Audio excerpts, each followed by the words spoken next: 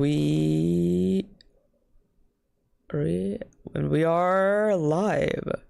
We're live. We are live, alive, just like this game next to Mario 3D World. We're live, alive, or live alive. I prefer to call it live alive. Absolutely. Cool. And I will be live in. Let's see here. I will be live soon. There we go. I'm gonna start up 3D World. I wonder what my stream says. I'm streaming right now, but I wonder what it says. Like if the title is off, because I put the mode that I did last time. Yeah. And it just kind of, I don't know if the title is correct. So okay. I want to check you can always edit broadcast setting. You can always edit it in the YouTube studio. Oh, I can from here? Yeah, you just go even though it's running on OBS? Yeah, I think so. You can edit it in you can edit it in YouTube Studio. I think you can. Okay, I'm gonna do that. Mario time. Let's go. Okay, yeah, so you're right. I can do that. Local and online. You want me to wait a bit before I add you to the game? Yeah, you can turn on the game. Go for it. I'm just gonna see how the audio sounds as well. Give me a sec. My phone.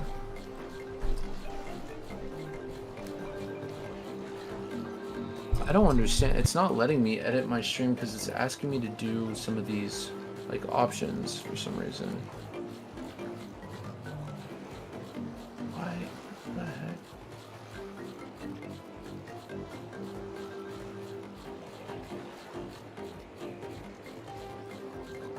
Okay, let's go to stream. Did you figure that out? So what you can do is you can go on like YouTube Studio, go to the live section, and then you can click on like the three dots, and you click on the three dots, and then it should be like edit, title, and description. I think so. Yeah, I'm doing it a different way. I'm doing it, unless that's what you said. I'm doing it through YouTube Studio. Yeah. So yeah, YouTube Studio, and then you go into the content. Go into content, and then go into live, the live tab, and then see the thing, like whichever one, and then you can click on that pencil, and it gives you details. Edit, title, and description. I see it. Yeah, and then you can do it over there.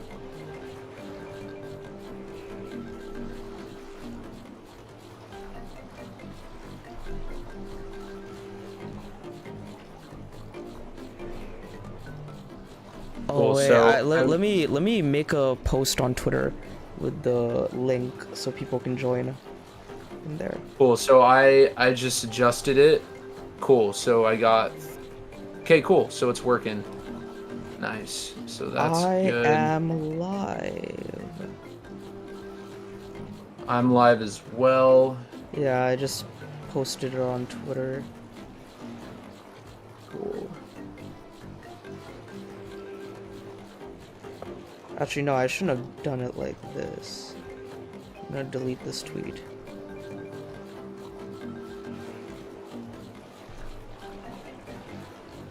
Oh no, the link didn't come out properly. Share, copy link. Oh wow, I already got a friend online. Yo, nice. Yo, and I got Samuel in the chat as well. Hello, Samuel. Talks about games. Hello. I am live with Super Mario 3D World. Okay. Cool. All right. Nice. Okay. There. I got that. Is this good? Okay, that's good. Turn that off. Cool. So right. I asked. We good? Yeah, I'm on. I'm on. Okay, I'm gonna add you to the game now. Online. Okay, cool. Create room. Don't set.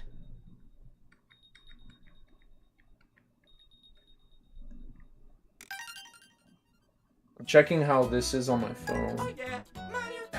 Okay, you can join now. Okay, cool. So it's the live is working pretty well.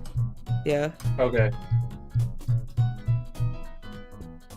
Oh wow, my microphone is like picking up what, because I'm watching my own stream on my other YouTube account. Yeah. So it's like picking up the old audio. Yeah. Okay, cool. It was doing that for me too. All right, you can join the game. Okay, now. cool. Yeah, I'm coming on in, man. Cool, dude. So There you are. thanks to everyone who sticked around. I know we had like, let's see, how long has it been? It's been 5 minutes with setting up stuff. So I think we're good. to my audience who's watching, thank you so much for sticking around. We're gonna play now. Yeah. What were you gonna say, Nish? Quick, sorry, I cut you off. I think this setup process was a lot shorter than last time's. Oh yeah, it was definitely. So you can only pick one of these, right? Yeah, you go for it. Nice. Good guess. What is the benefit of choosing the small one then? So here's the thing, it's actually a 50-50 shot, so one of them will just have a super mushroom and the other one will have the super mushroom, fire flower, tanuki leaf, and the cat bell. So it's like sometimes the small one will hold it and sometimes the big one will hold it. So it's just like a fun little 50-50 thing. Interesting. So sometimes the big one will just have one power up. Yes. That's funny. That's very deceiving, but it's also very funny. Boulder blockade. Oh, is this just like a mini boss? Yeah, I mean, just throw them away. Nice, easy. Oh, wait, there's more. Yep, of course there's more. Oh no, there. No, So I'm anyway, throwing him the wrong way. Yeah? So anyway, how was your week? We didn't really talk, we were just setting up stuff. Yeah, my week was good. Like video game wise, I beat this game. I don't know if you know what it's called. It's called Live Alive or Live Alive or oh some yeah, people call we talked about Live it. Yeah. Alive. I really enjoyed it. It's a very awesome, very fun turn-based combat game. I really enjoyed it a lot. I might make a video on it as well. It was a lot of fun. Nice. Yeah, so I beat that. Have you you have a PS5, right? Yes, I do. So I do. You've probably heard of the game Stray, right? I have not, actually. I think I have, but I kind of forgot about it. It's the cat game Stray. It's the game where you play as a cat. Have you seen that? Oh, you know what? I've heard of it. Yeah, I've heard of it. I was playing that yesterday, and it was a very interesting game. Oh, really? Yeah. No, I actually was not really enjoying it that much, but it was still like it was all right. It was all right. I want to continue it though. Oh wait, that's all we got? Dang. Do you remember last time we played this game? We got I got all three of them in a row, like without even guessing. Yeah, you did. You did, yeah. But or all four of them. But yeah, I was playing that game. It was all right. How was it? I'll still complete it because it's a very short game, but we'll see. That's the next game I've been playing. But after that, I don't know. I'll see what else I feel like playing. What about you? Yeah, so I played whoa, I guessed that perfectly. Wow. Talking about what happened in the game, but yeah, so I played this week. What did I even play this week? So I'm still finishing up Metroid Prime Remastered. Oh, yeah, fun experience. Wait, really like it. Why do we have the double cherry? This is the worst place to use it. I know, right? I just made the stupidest mistake ever. Don't forget about the bubble. Oh, okay, I'm focusing on one. No. Hey, we could get this because there's two of us. Yeah. Oh, but it's funny, we were thinking to go in the same one. But yeah, dude, I mean, I also played I played some Tears of the Kingdom this week. Yeah. That's always fun. It's always always a blast playing Tears of the Kingdom. Today this morning I had like an early morning session for Tears of the Kingdom. Oh my god. And I was looking for a shrine because what I'm doing. Okay, so I was going based off of the light roots locations, and so there's a couple of light roots that I haven't gotten, and so I'm like looking like. So if there's like a dark circle in the underground, I'm like, okay, I just have to flip the map and find a shrine where that dark circle is. But it turns out that I actually spent like 30 minutes looking for shrines that I already had. You know, so it was one thing, like there's I don't know if you got this light route. There's a light route very close by to Hyrule Castle, and that was the toughest one for me to find because I got the shrine. Oh my god, dude. I'm not getting the rhythm of this level right now. Yeah, this I gotta be honest. Oh cool. Hey, my friend just subscribed to you. My friend nice. Thank you. Yeah, his YouTube name is Dare to Be Geeky. He does a lot of cool videos on like movies, like contemporary movies. That's cool. I still like I used to have a really big phase where I watched like movie and film analysis content on YouTube, and I still watch it a lot. So I'll check them out. Yeah, seriously, yeah, that'd be awesome. I'll send you some of his info later. Yeah, for sure. Yeah. But yeah, he made a really cool his like most recent video, I think, and forgive me if I'm wrong, Dare to Be Geeky. But his most recent video was on Indiana Jones 5. Oh, okay. Yeah, and he made a pretty solid review on that one. Yeah. Me and him were talking. Me and him were like making like me and him like both like strongly disagree on our, well, not strongly disagree, I would say more like fairly disagree on our opinion on Indiana Jones 5. Whoa, did you see that? I did see that. That was pretty cool. I've heard it was very mixed. Some people really liked it, some people didn't really like it that much. Because some people were like, oh, do we even need this movie in the first place? But a lot of like the big fans of Indiana Jones really enjoyed it, from what I heard. Yeah, I would say like it, like to like the hardcore consumer moviegoer who's like aware about like, you know, movies having specific agendas and stuff like that. Like those people are more likely not to like the movie, but old time fans, because I saw the movie with one of my friend's dads. And the dad loved it, and he's like a super old fan of Indiana Jones, and he loved the movie. That's cool. So I guess it just depends on like, you know, the person watching it. What movie I really, really, really loved, and I did not expect to like it that much.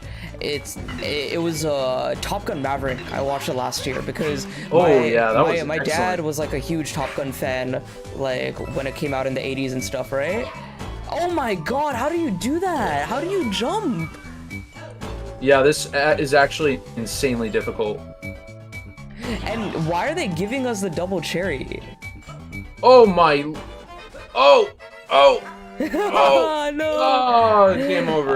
No. Yeah, that's that was I tough. Don't get the double cherry on. Don't even get the double cherry on that one. I think it's there to trick us. Yeah, if you get the double cherry and we get to the slide part, just like yeet one of them off the cliff. Just yeet one of them. Yup, that's a good idea. But I had always watched Top Gun like in bits and pieces. I never watched like the whole thing from beginning to end. So like before I watched the sequel with my family, we made sure to like rewatch the original. I was like, oh, I want to see what the original Top Gun is like, right? And I really liked it, but then I was like, oh, I'm curious. Oh wait, yeah, I gotta go. Yeah. I was like, oh, I'm very curious to see what they do with the sequel. Like, why do we even need a Top Gun sequel? Like, is there, like, anything that, like, is there going to be a good story? Is it just a cash grab? Or, like, what are they trying to do with this, right? And turns out that it was way more than just a simple cash grab. And it was actually a very, very, very good movie. Yeah, it was. I loved it. I thought it was definitely Probably my favorite movie of 2022, easily. Yeah, I liked that, and I liked Everything Everywhere All at Once.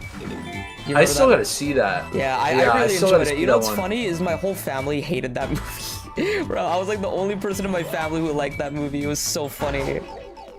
Really? Yeah, I feel like that movie is like a acquired taste. You know what I mean? Yeah.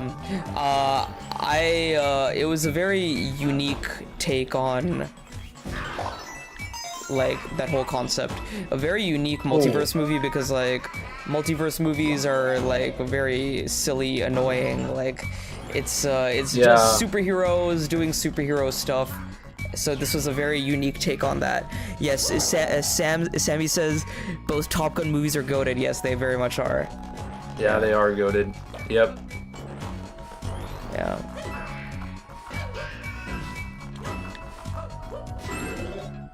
Hey, Dare to be Geeky, my guy in the chat, have you ever played this game before? I don't know if you told me if you had a Wii U or not. I know you don't have a Switch because I talked about selling my old Switch to him. But if you have a, I don't know if you had a Wii U or not. I forgot, but if you played this game, yeah, please tell me what you think about it. But anyway, kind of segueing onto a different topic. Yeah. Whoa, what's going on? Oh, just put the bubble, yeah. Oh, okay.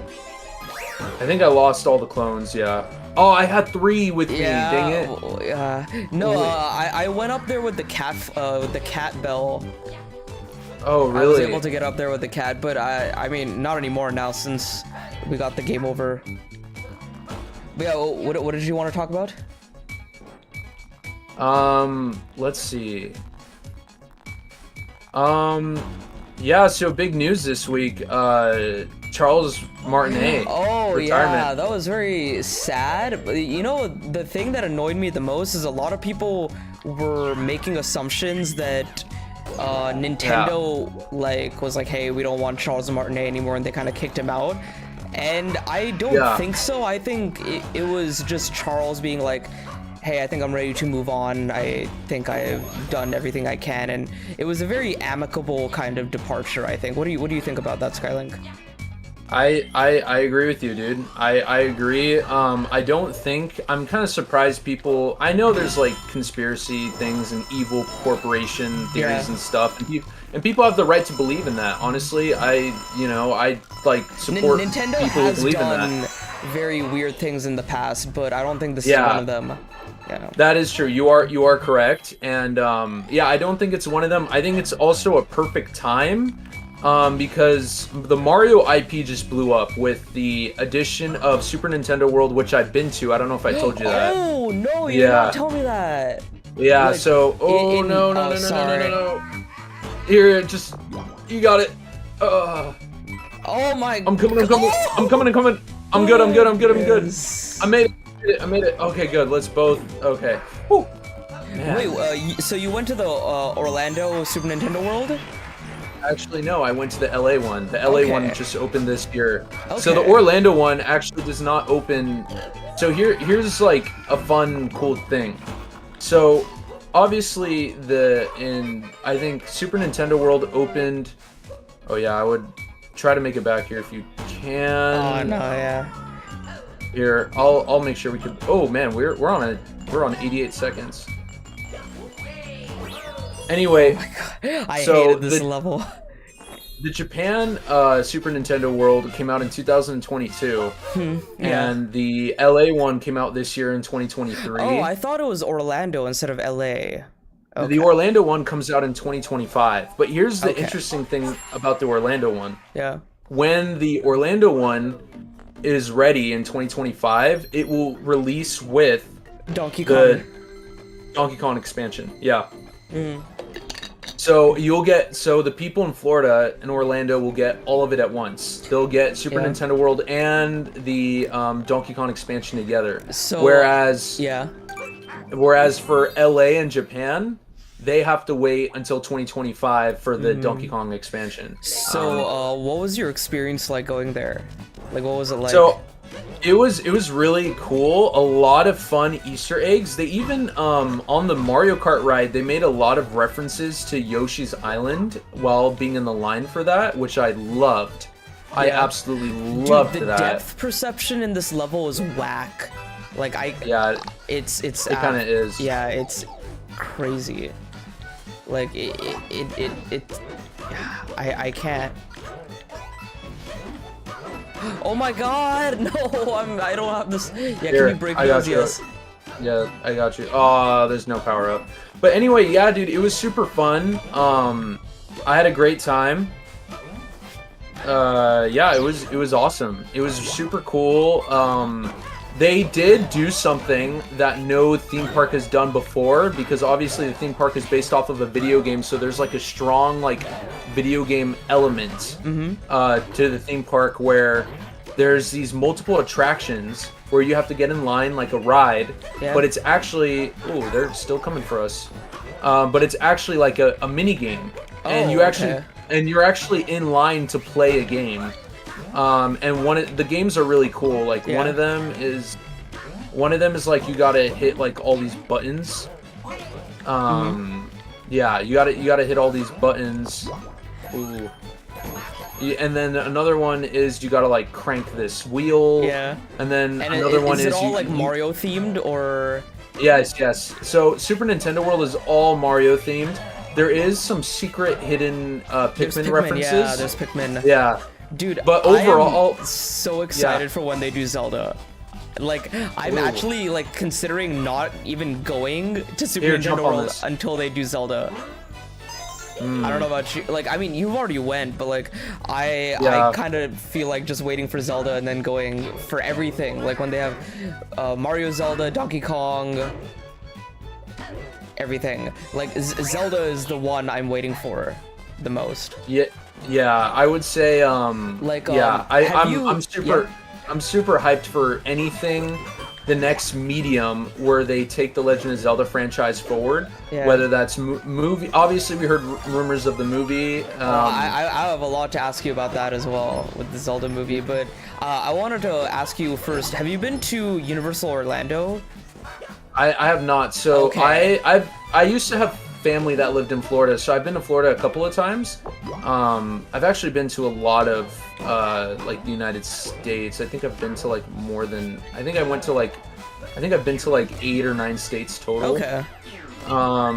Yeah, and I've also traveled. I was gonna ask you if you've been to Universal Orlando. Have you been to? I have not. Or like any like Universal Studios? If you have been to, oh my God, no.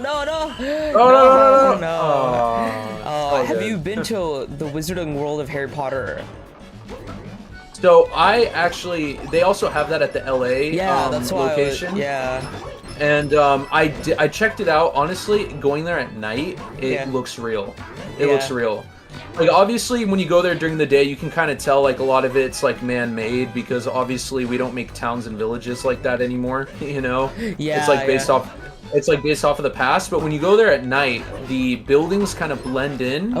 With the nighttime, and I feel like I'm on set for like a Harry Potter movie. That's like a scene at night. Are you a fan of the movies? Honestly, I have never seen one full movie of Harry Potter. I am a huge fan. I'm actually I used to be a huge fan of Marvel. Now I'm kind of toning it down a bit. But I'm a huge fan of Star Wars, though. Yeah. Huge fan of Star Wars still. Yeah, I haven't been to any of those theme parks in a while, so I haven't gotten to see the Star Wars stuff. I haven't gotten to see the Marvel stuff, but I went to Wizarding World of Harry Potter when it was very new. So like when it was like 2012, because you know how big of a Zelda fan me and you are, right? My sister is like the biggest Harry Potter fan. She loves everything Harry Potter. So we like went and we like saw all the stuff. We saw all the Easter eggs and all that. So that was really cool. But I want to go back to all these places because it's been such a long time since I've been there. But Samuel Talks About Games asks, has there been any leaks of a Zelda expansion? Not that I know of. No, not that we know of. Bloodborne and Dark Souls Universal expansion. Oh boy, I would be down for that. Imagine that would like be a sick. Dark Souls theme park ride. Oh god. My guy, Dare to Be Geeky, says Universal Orlando has that superhero island. I want to check that one out. It looks dope. Yeah, I have never checked that out. Yeah. Universal Orlando has this awesome, incredible Hulk ride where it just like launches you. You want to know something cool? Yeah, Speaking of theme parks, I have. Oh my god. I am also being stupid here, but I have actually, for everyone who's in the chat who's listening right now, here's some cool niche quick lore. I have been on the world's fastest roller coaster ever. I'm not even joking. Which one is that one? It is actually in Abu Dhabi or Dubai. It is in a it's in a theme park called Ferrari World. So it's a theme park like about like Formula 1 cars and Ferraris and all that, right? So there's a ride called the Formula Rossa, which like goes super fast, and it starts off still, and then it just shoots you all the way up, and it's like going straight at like 5 Gs, and it's going so fast, and you feel the force on your face, and you have to wear goggles. Like you're required to wear goggles, otherwise like you can't go on the ride, because like otherwise you'll get like a bunch of stuff in your eyes, and it's like so much. Oh my god. Oh, we died. Yeah. Death. But yeah, it is the world's fastest roller coaster, and I think it still is. I have to look into that. But yeah, I've been on it, and what's funny is I leaned forward on the roller coaster because I was like, oh, it's the world's fastest roller coaster. Oh, it's so cool. I leaned forward, and that was not a good idea because I leaned forward and I like it kind of hurt my back. Oh, really? Yeah, it was so fast. That's so cool, dude. Yeah. I've never been to Dubai. I had a couple of friends that have been there. I actually had a friend who I think I don't know if he was from there, but he has like a lot of family over there. In high school. So yeah, he told me a lot about it, but that's cool, man. Yeah, that was ages ago though. That was like 2013, I think. 2014. Around then. It's been a while. Oh my god, I'm being so dumb. But yeah, world's fastest roller coaster. It was quite the experience. It was fun though. Yes, dude, I hate these guys. These I know, yeah, they're spike annoying. guys. But yeah, I'm really hoping for a Zelda expansion. I'm very curious about what they do with that. But I also wanted to ask you, if they do a Zelda movie, what do you think they're gonna do with the Zelda movie? And what do you want the Zelda movie to look like? Man, that is a really long discussion. Yeah, but dude. I'm ready for it. So, here, you're gonna need to get that. Okay, Yeah. cool. So, for a Zelda movie, I first of all, I have an opinion. If it's just a movie, Yeah. I would actually rather have a show because I feel like there's so much to say in just 2 hours. Yeah, and remember they were gonna do a Netflix show and then they canceled it because it leaked. Yeah. Well, actually, Really, they canceled it because it leaked? Yes. Oh, did you not remember that? That was like 2014 or 15. Oh my god, how did you remember that? Give it to me. Yes. I played this game recently. Nice. So yeah. Oh, red ring. Oh, or, I mean, yeah, No, whatever. I think it's best we just avoid it because we're all the way up here. Yeah. So, but yeah, yeah. Keep on going. No, I was just gonna say JT in the house in the chat says Zelda movie wouldn't work. Link would never talk. Well, that's the thing. I think they should actually make Link talk in this movie. It would be like a very big risk, but I think he should just be a man of a few words. Just talk very minimal things, but still like say things, because it's hard to have a movie where you have a silent protagonist. You can do it with a game. You can do it with a game because games are more interactive, and you kind of like shape the scope of the game and your adventure. But let's see, I hope to god the Zelda movie show, whatever, it doesn't look cartoony like Mario. Yeah, I hope it doesn't look cartoony. It could look, here's the thing, I think it could look cartoony. It could go either way. I think it could look cartoony, but I don't want it to look like Mario did or does. I think Zelda has its own kind of. Oh, do I have to jump? What? Dude, yeah. See, the depth perception in this game is whack. Yeah, it's a little. Oh man, we're on 2 lives left. So if you and me die, it's a group game over. Just letting you know. Well, we could get 10 more coins. Oh yeah, that's true. From right here, because each one of these is worth 5 or 3. Dang it. But yeah, I feel like honestly. Ooh. Let's hope I can. Let's hope 4 more coins. What was that? What? Oh, okay. Get the coins. Get the coins. So. Yes. Okay. Yes. So, yeah, I feel like there's a lot to say. Oh, come on.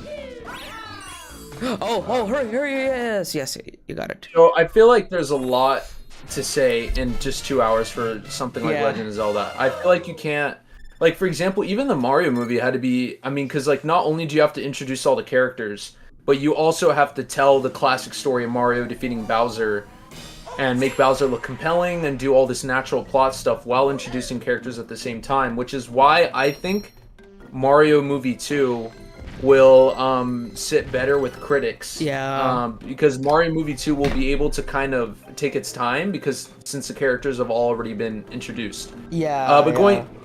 So translating that into a Zelda conversation, honestly, they have so much to say with Legend of Zelda. I think it is, if you're going to introduce Link and introduce characters related to Link and other characters and introduce Ganondorf and have the whole story of Link doing all these things, I can't see that being done in 2 hours. Honestly, I could see it being done like in a crazy movie format, like if they go Avengers Endgame or Oppenheimer and they make the movie 3 hours. Yeah. Then I could see that, but I don't know if Legend of Zelda is at a point where it can make a lot of money being a 3-hour movie. So you know what I think they could do? I think they could adapt one game in the series, just one game, because if they do like Twilight Princess, Wind Waker, and Ocarina of Time into one story, it'll be convoluted and stupid and silly, and I would not like it.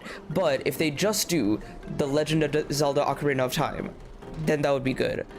But I don't think they're going to do that, and unfortunately I think it's just going to be called The Legend of Zelda, and it's going to have elements of Breath of the Wild, Ocarina of Time, Twilight Princess, Wind Waker in one.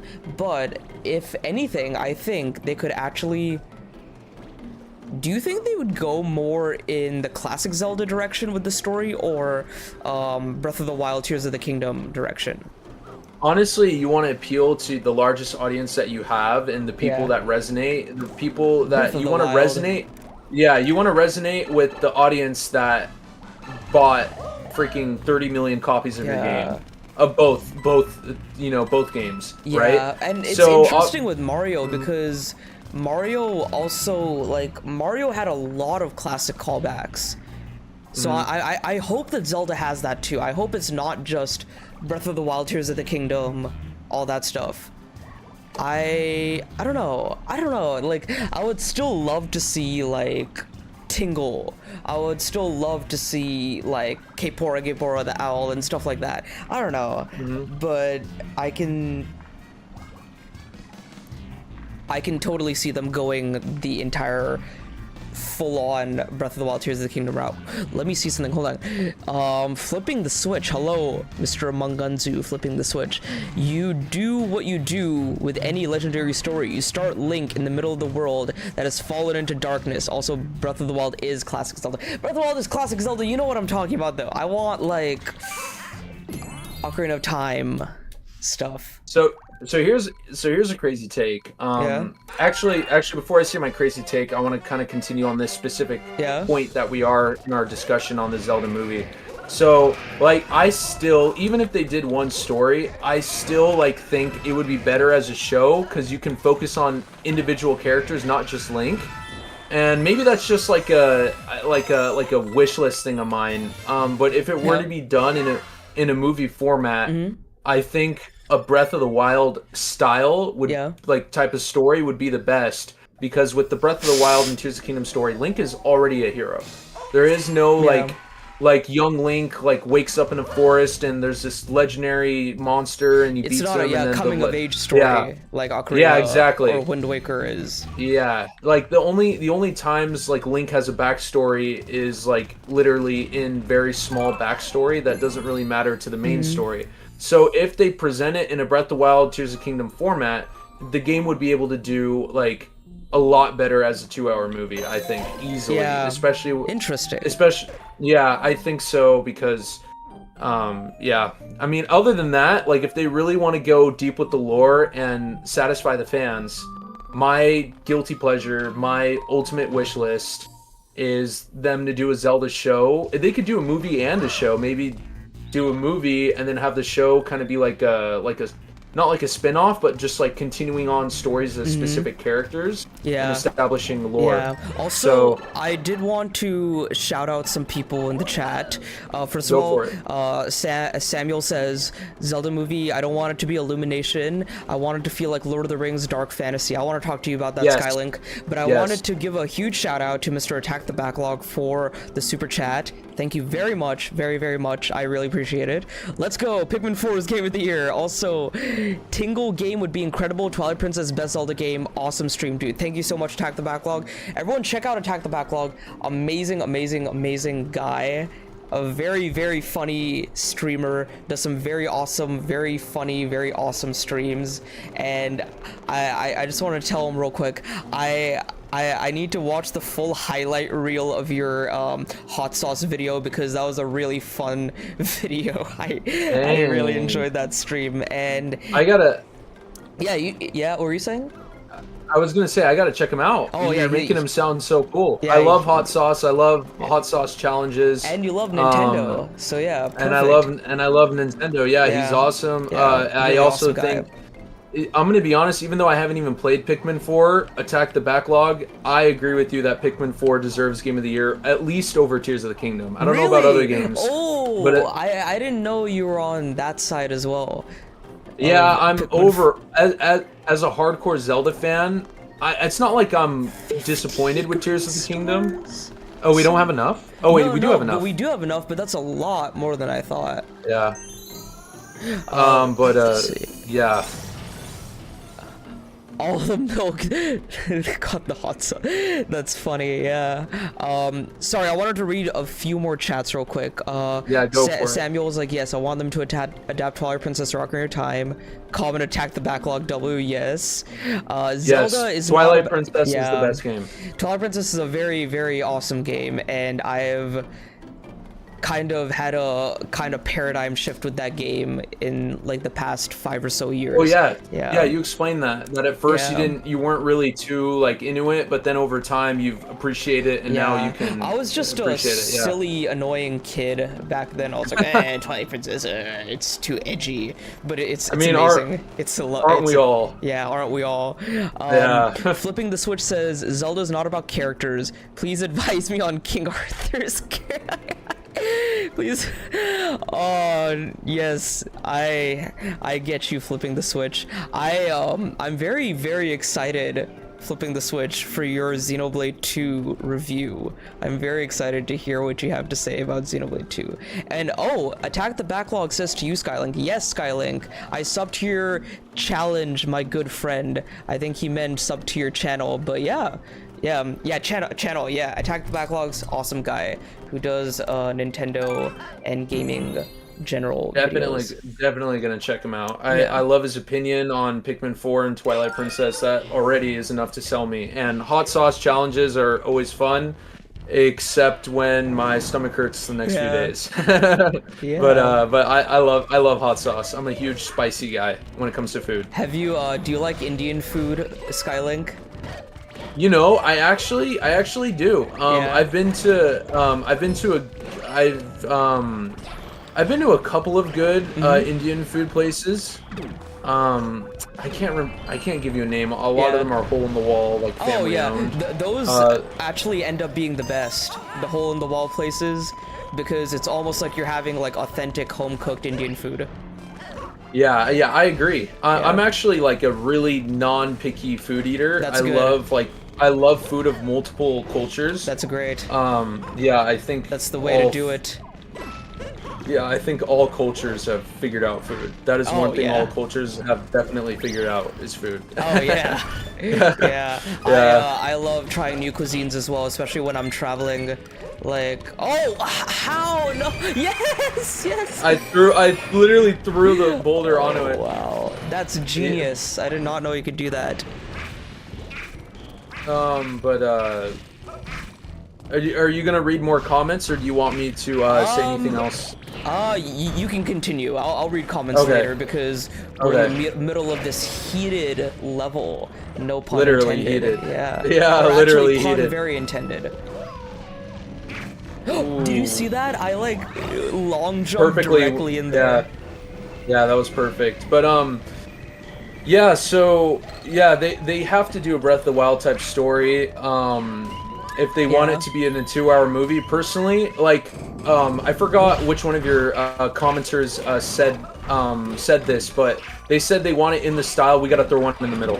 They said they wanted it in the style of Lord of the Rings. Yeah. Like super long movies, like hours long, and like deep lore with all the races and characters. And I am all for that. That's what I meant by it's hard. It's hard to do Zelda in 2 hours. That's what I meant. And the commenter, whoever said that, understands my point, because you can't. If you want to like introduce all the races and characters, and Link and everything, like, you need more than 2 hours. Like, it's a lot. But Nishquake, I got a hot take for you that I have a crazy take actually. I wanted to hear your hot take. Yes, what is it? Yeah, so I just started watching the Zelda cartoon for fun. Yeah. And the 1980s one. And you know what's crazy is Excuse me, princess, that one? Yeah, yes, that exact one. And honestly, when people say like, honestly, you know what? If they were to ever, I mean, they'll never do it, but if Link were to ever, a lot of people hated Link talking like that. I mean, honestly, it's not like akin to the series, like it's not what Zelda is, but I did enjoy it, you know, if that makes sense. I will say this, to your credit, Link overall is a very dorky guy in all of the games. He shows his dorkiness in a very different way in each game, and I will say especially so in Breath of the Wild and Tears of the Kingdom. He's such a dork in those games. And like maybe some people weren't happy with the fact that Zelda animated series went a little too far with it, but if they have sort of like a silly kind of nature to Link, I wouldn't honestly be opposed to it. Hey, if you get all those coins, I could be revived, honestly. But check this out. If I finish the level, we're gonna get 5 lives instead of 1. Really? Yes. Why? Yeah. You'll see. So the thing is we would get 1 life, and you would come back, but we would only have a total of 1 life. Okay. Instead of 0. But the thing is that if I keep you as game over and we finish the level, you should get 5 lives back. Oh, okay. So we're actually gonna get more lives. So it counts as a continue. Yeah, it's kind of like something like that's like I don't know. You gotta think about it or something. I don't know. Interesting. I did not realize that. Let me read some comments real quick. Yeah, flipping the switch, Xenoblade Battle System has you baffled. I can understand, because I will say, Xenoblade Chronicles 2 does not have a very good tutorial system. I am very, like, that is one thing the game just does not do very well. The tutorial system is not very good. There's some good tutorials online, but if you ever need any help, you can DM me or ask me for any help. Attack the Backlog. I had some Indian food yesterday, but I had a coma because I couldn't handle the heat. I brought back memories and flashbacks to the hot sauce day. Hello, Henry. How's it going? And yes, Zelda in the style of Lord of the Rings, Witcher would be incredible. Zelda TV show has better than Peace Remember. Yeah. Who would you want to voice Link in an animation movie? What do you think, Skylink? Who would you want Link's voice to be? Who is the Chris Pratt for Link? Honestly, you know what? Like, if we went back in time and you were to ask me, all right, who should voice Mario? I would never say Chris Pratt. And so, in Nintendo's style, they're gonna pick someone who we're totally not gonna expect. Yeah. And Henry Cavill says, Samuel says Henry Cavill is Link.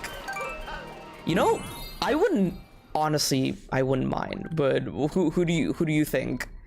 Actually, who was your original choice for Mario first? Man, I mean, like, I thought it was just gonna be Charles. Yeah. You know, like, yeah. I just thought Nintendo was actually gonna use him. Like, that's literally what it was gonna be. You know, and but you know, if with Mario being like, this game, bro. Yeah. This game and the depth perception, man, I just can't sometimes. Oh, you see, we have 5 lives instead of 1. Yes. So if I got that 1 up, we would have came into this level with less lives. Interesting. Yeah, but what was I gonna say? Yeah, so for Link, man, if I had to Link, pick a Hollywood actor. Link is weird. I'm trying to think of like an actor who is like very stoic but can also be very silly.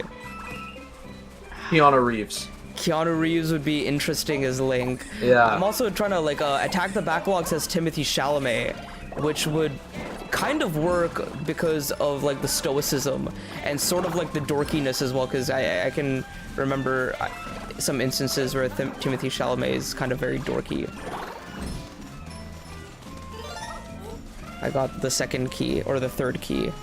I'm gonna sound like I don't know a lot about things, but who is Timothy Chalamet? Timothy Chalamet was in Dune, and he was in some other things as well. He was in Lady Bird. That is the first movie I saw him in.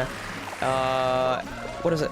Lady Bird, Dune, I'm drawing a blank as well. He's been in a lot of movies, a lot of like indie movies. He's like the new star. He was also in like I'll look at his IMDb later.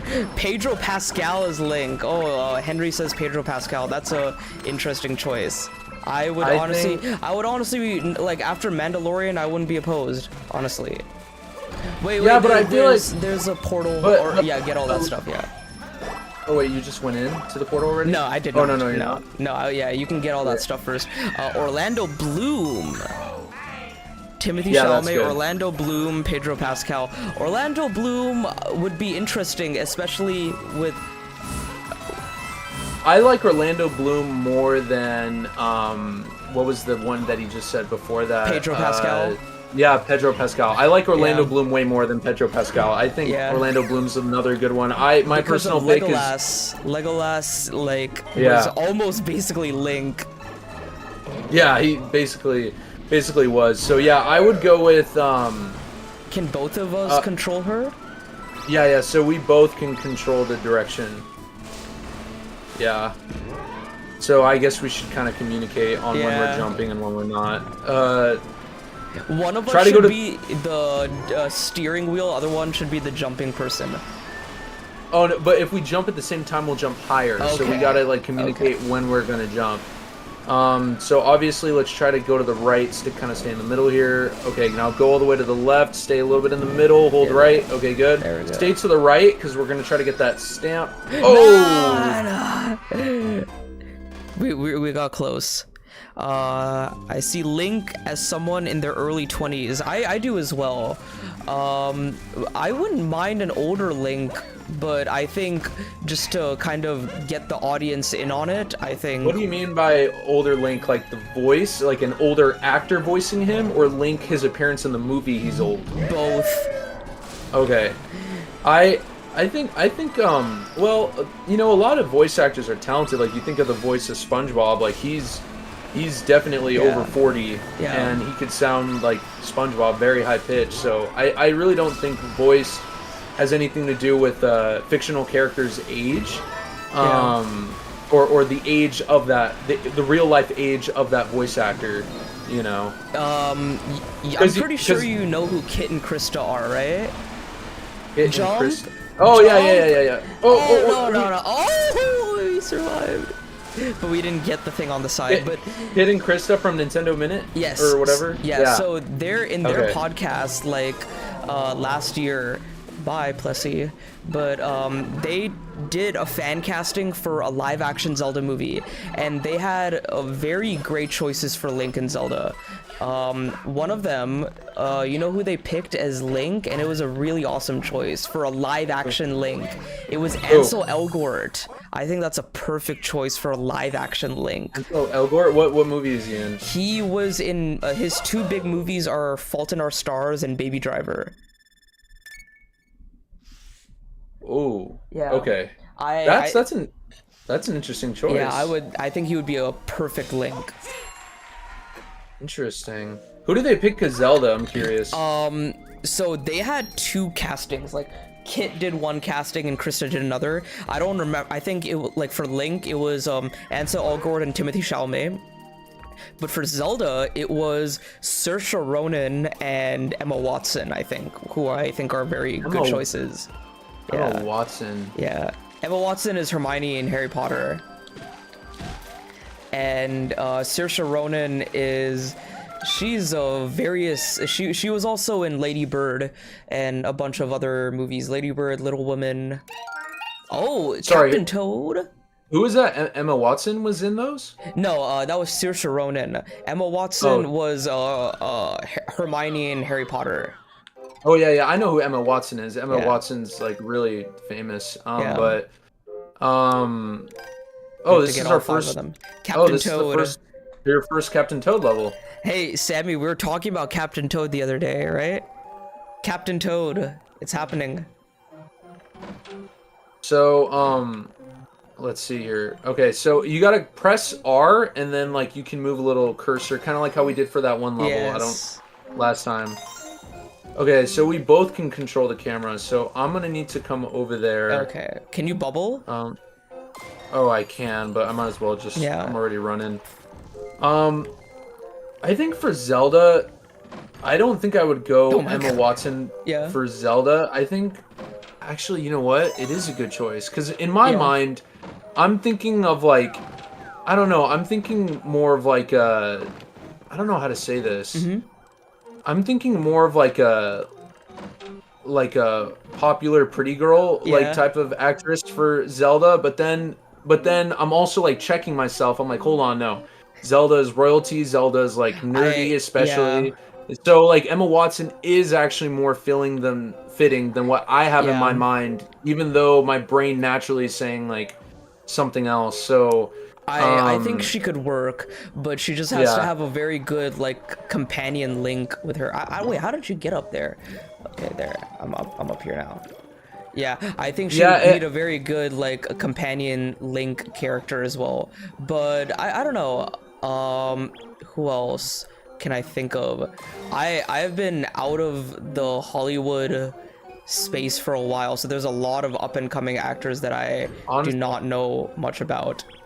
Honestly, when it comes to personality and voice, I think. Sorry, I'm sorry to cut you off, but Samuel says Margot Robbie. I do not agree with Margot Robbie as Zelda. I cannot see Margot Robbie as Zelda at all. As much as I love Margot Robbie, I do not see her as Zelda.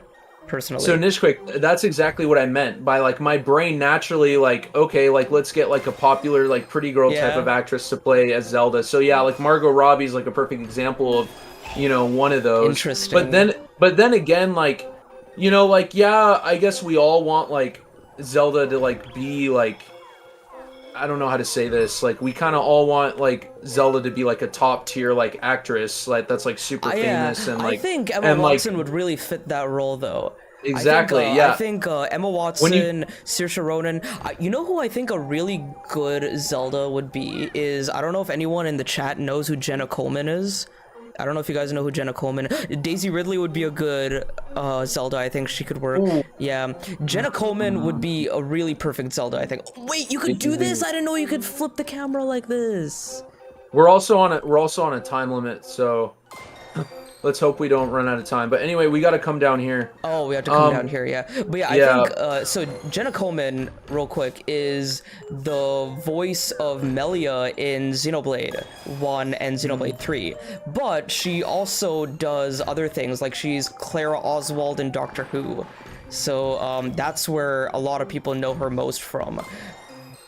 But I think she would make a really, really good Zelda. Yeah. For voice or full on acting? Both.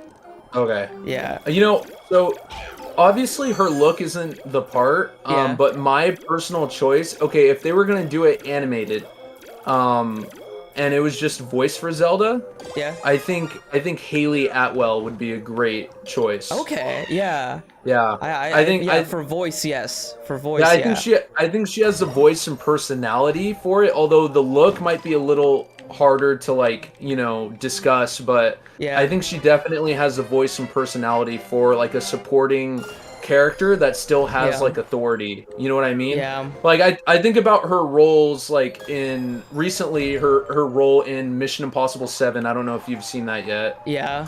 I've seen trailers of it though. How do we get the final one? Okay, so here I'm gonna get over there. Here, before we continue, let's plan it. Okay, so we gotta climb up there, and then we gotta fall down. So I'm gonna meet you there. Give me a. Okay, so we gotta come in here. So here, I'm gonna. Oh, just bubble to me. So this is what we gotta do.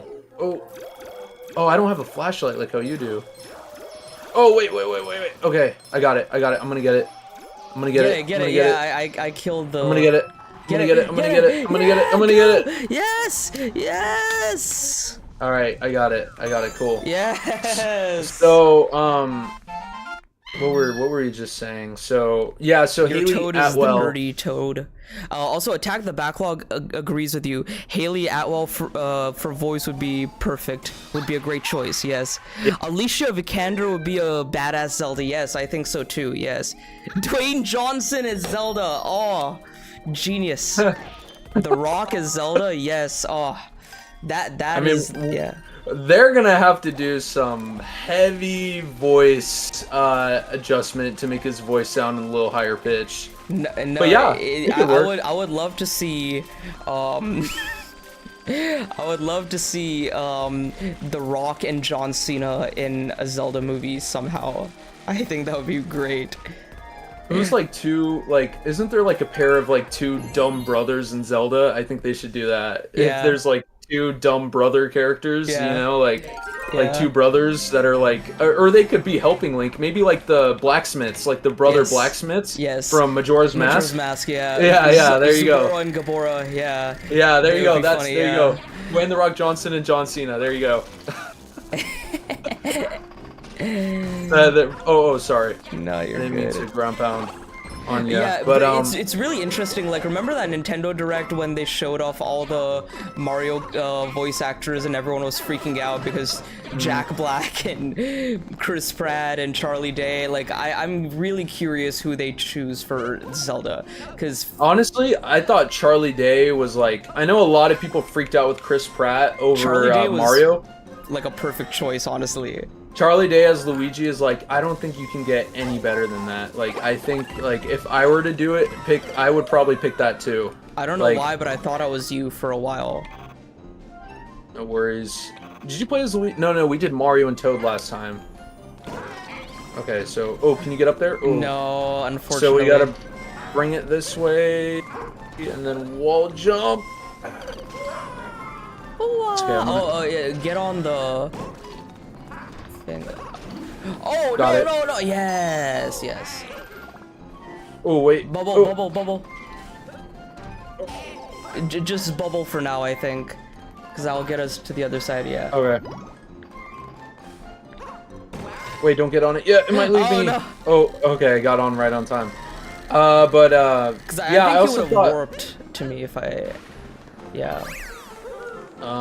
Let's see. Okay, so who's your Keith David as some people are saying Ganondorf. Hugo Weaving as Ganondorf would be good. Keith David as Ganondorf. Who's Keith David? We got someone thinking on Captain America mode right now because Haley Atwell was in Captain America and Hugo Weaving was the Red Skull. Yeah. So I mean, Hugo Weaving as Ganondorf, that would be good. I think so. I think that's a good Ganondorf. Or they could just bring Matt Mercer back. Yeah, Matt Mercer. Idris Elba would be a great Ganondorf, I think. Oh, dang. Idris Elba would be amazing. Yeah. I didn't think about that, but I see him as Knuckles now, so now I see him as a good guy. You know? Yeah. Yeah, but I think the goal is to think of Idris Elba maybe from the Buddy, the Fast and Furious spin-off, Hobbs and Shaw. Yeah. He was the villain in that, and so I think when I think of that like specific iteration of Idris Elba, that could be Ganondorf. Interesting. But my mind keeps telling me Knuckles from Sonic the Hedgehog. Yeah. Oh my! Oh! I'm coming! Ah, no! Oh, you made it! Nice. Crazy! That was crazy. Nice. Carl Urban is Ganondorf. Wait. Carl Urban, maybe. I could see Carl Urban in a more comedic role, though. I could see like who's like a menacing actor. I'm trying to think. Oh no, my bad.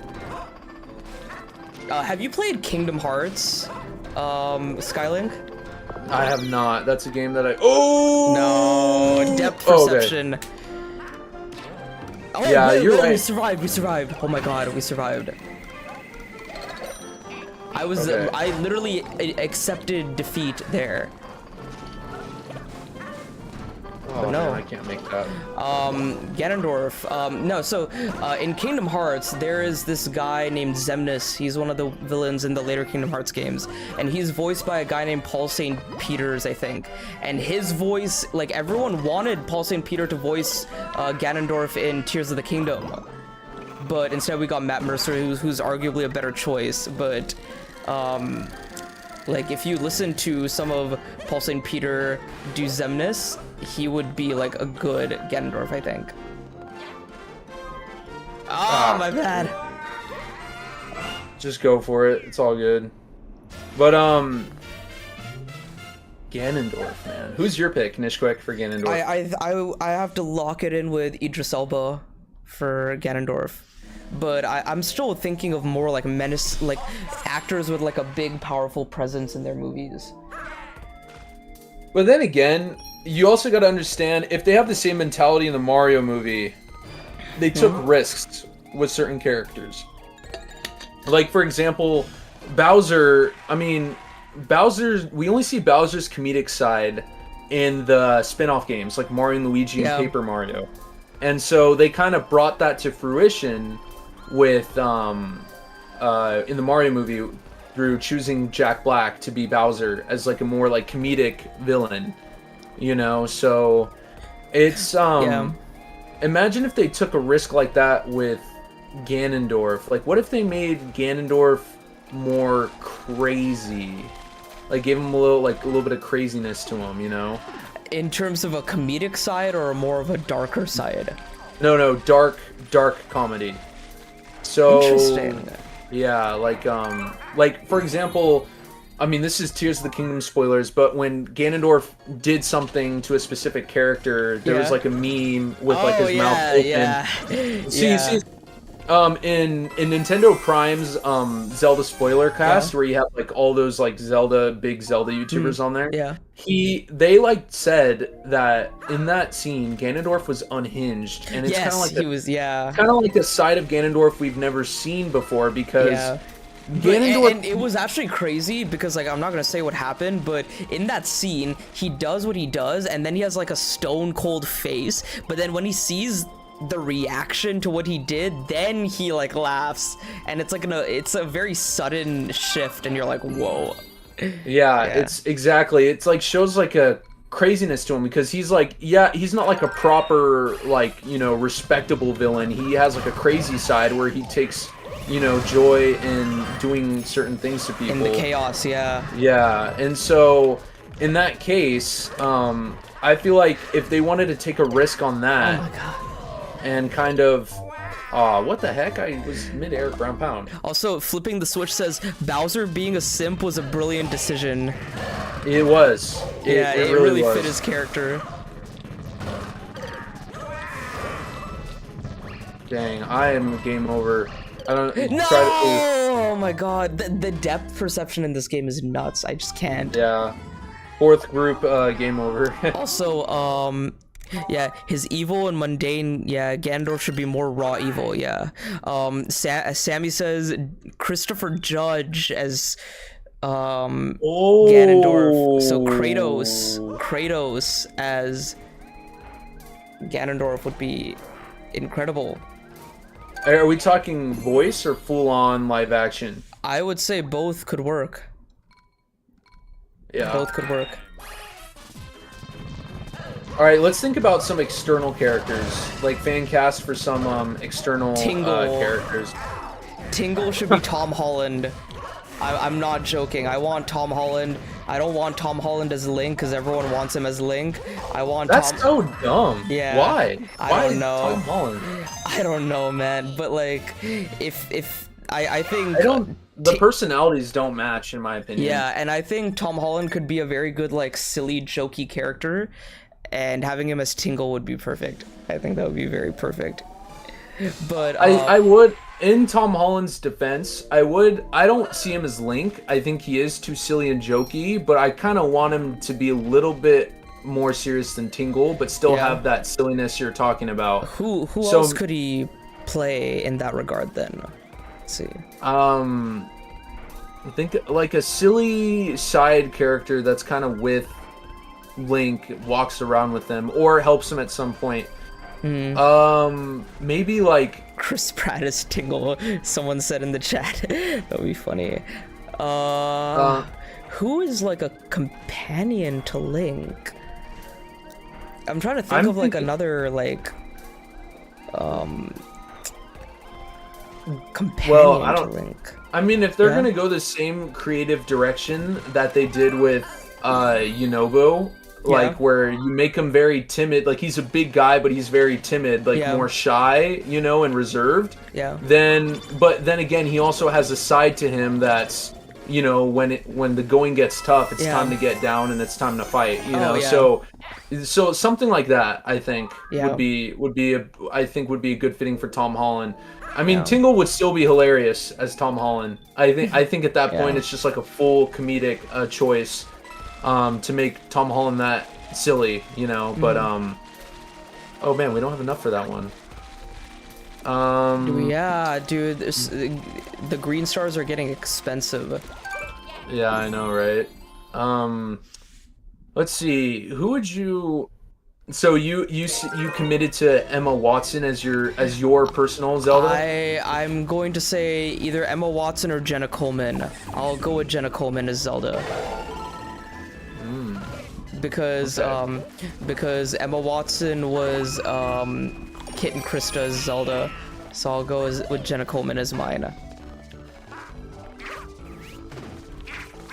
But that's also tough because if it is a voiced Legend of Zelda game, I'm sorry, Legend of Zelda movie, just the voice, then it'll be Jenna Coleman voicing another Nintendo character since she's already voiced Melia in Xenoblade.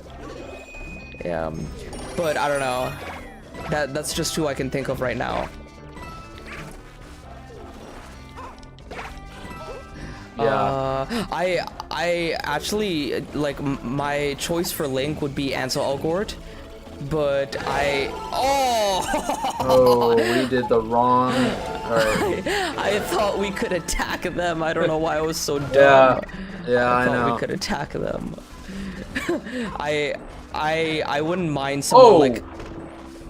I wouldn't mind someone like Henry Cavill as Link either. Yeah, that's pretty good. I think Emma Watson as Zelda if they're gonna go live action, but if they're gonna do voice, my definite pick is Haley Atwell. Easily, hands down. It's a good video and podcast idea as well for the Zelda movie. Oh yeah, that is a good idea. Cause yeah, I feel like we kind of can't condense like talking about the Zelda movie in our conversation while playing. Yeah. But to kind of segue into a continuing topic, but not like talking about actors.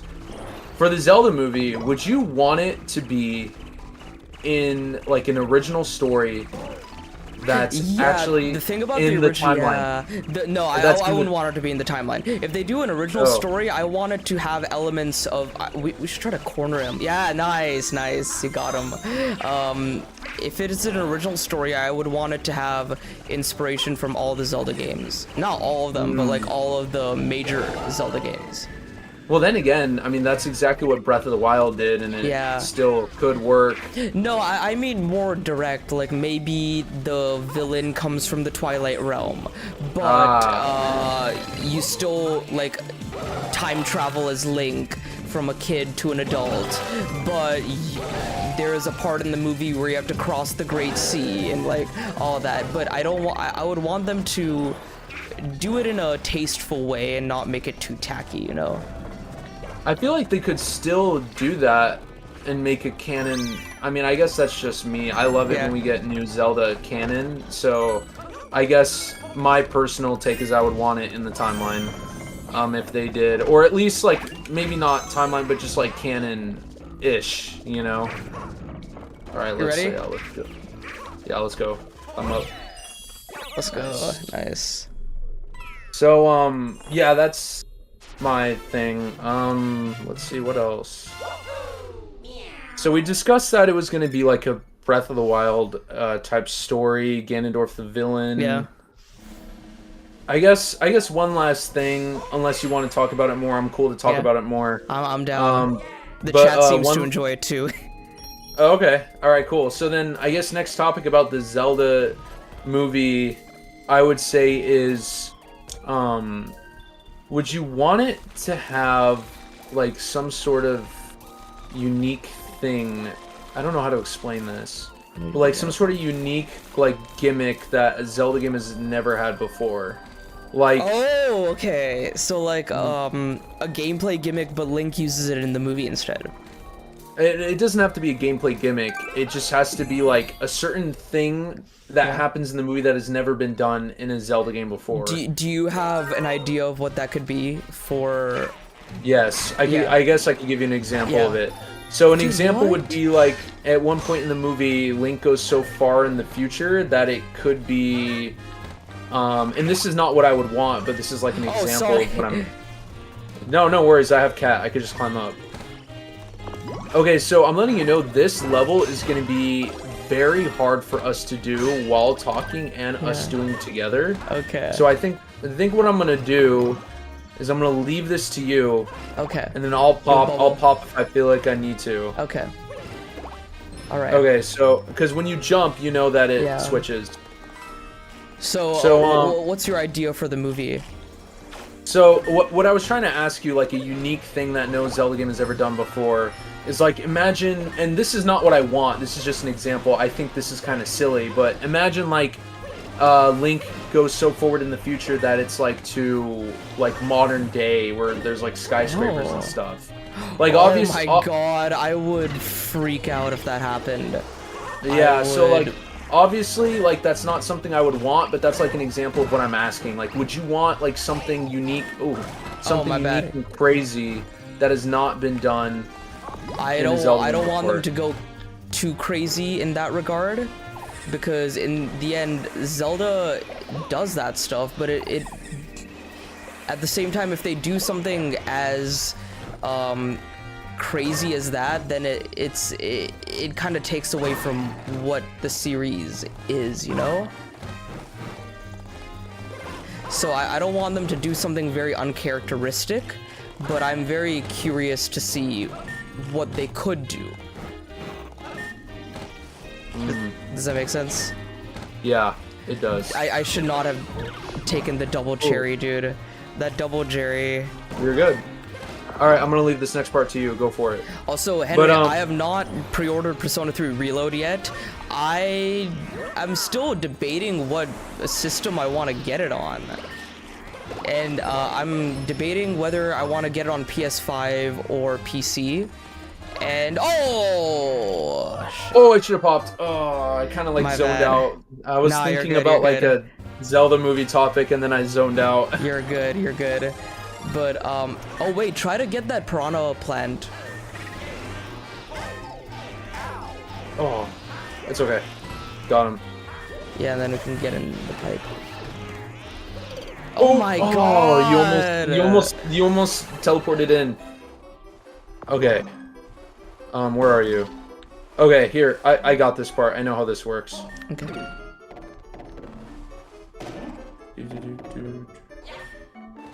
Oh, that's cool. It's like a Tears of the Kingdom shrine or a Breath of the Wild shrine. Yeah, it is. That's like a perfect way to like explain it. Nice. Wow, that's cool. But yeah, Henry, I've not gotten Persona 3 Reload yet. I'm debating whether I want it on PS5 or Steam. Because the box art for Persona 3 Reload is so cool. It is so amazing. But like I also kind of want to play that game with mods. So I might want to play it on PC.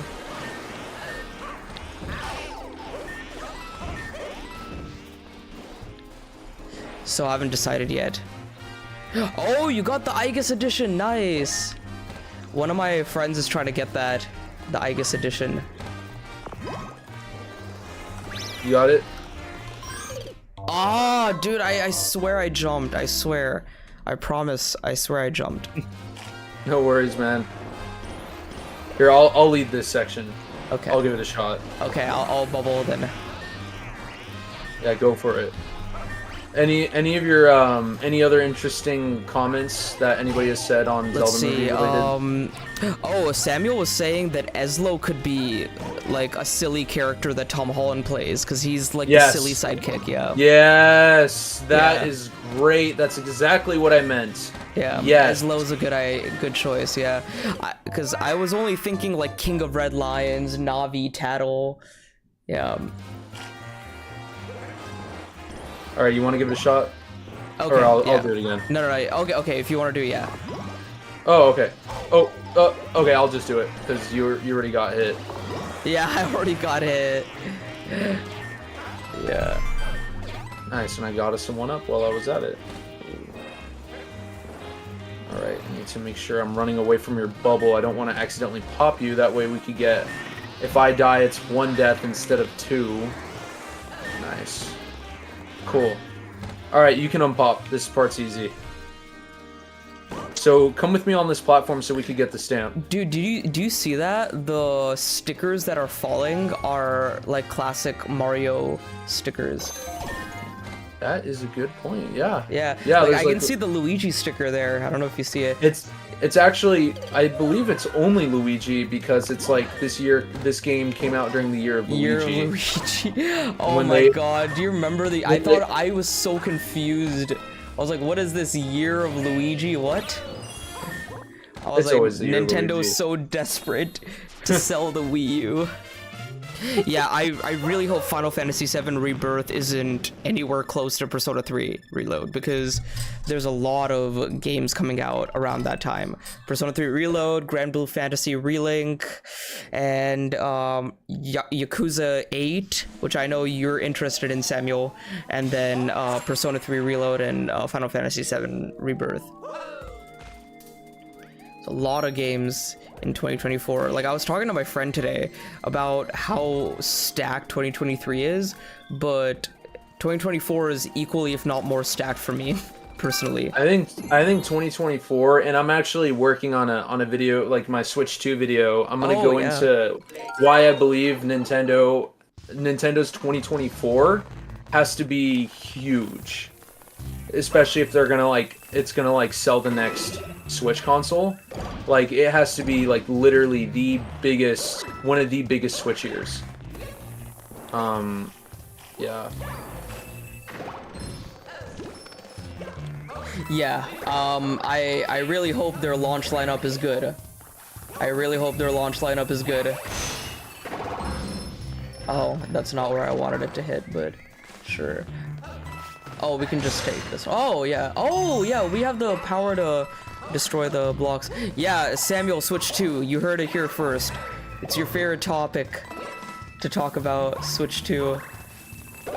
Oh, okay. That thing almost blew up in your face. But yeah, what are your, we talked a little bit about Switch 2 last time on stream, but what are your... Oh, I'm so sorry.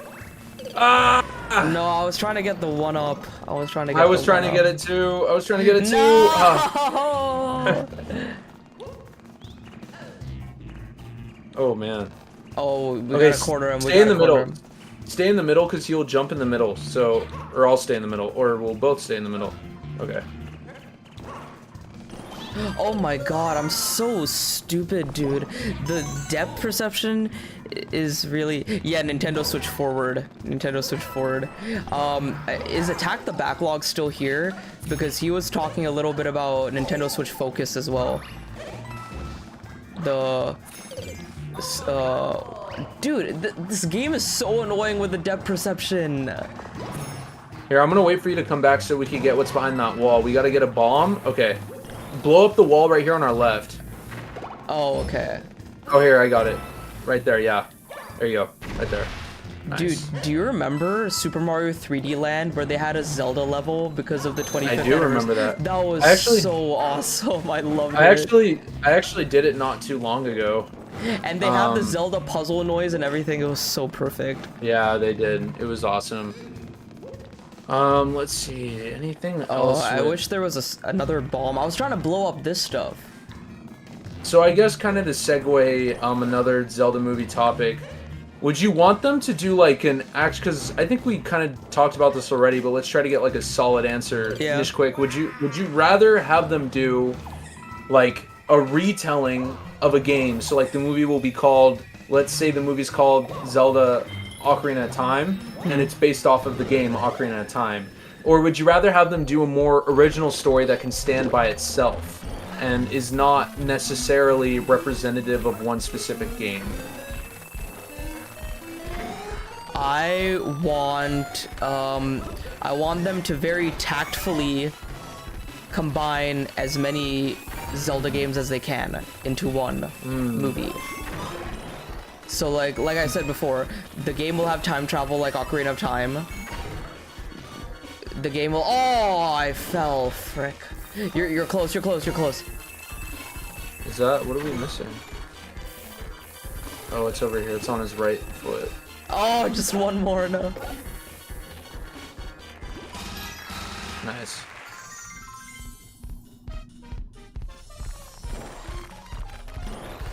Where are you? Where's your bubble at?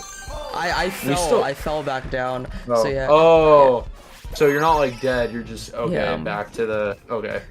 I'm back on the surface. While you're on the Sky Island. Yep.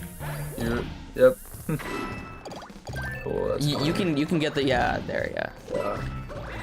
Let's see. Anything else? Any topics you could think of to kind of continue the Zelda movie conversation? No, but yeah, so to elaborate like on those... Oh my god! Oh, okay, good. Oh! Oh! I'm so sorry, but at least we can move forward.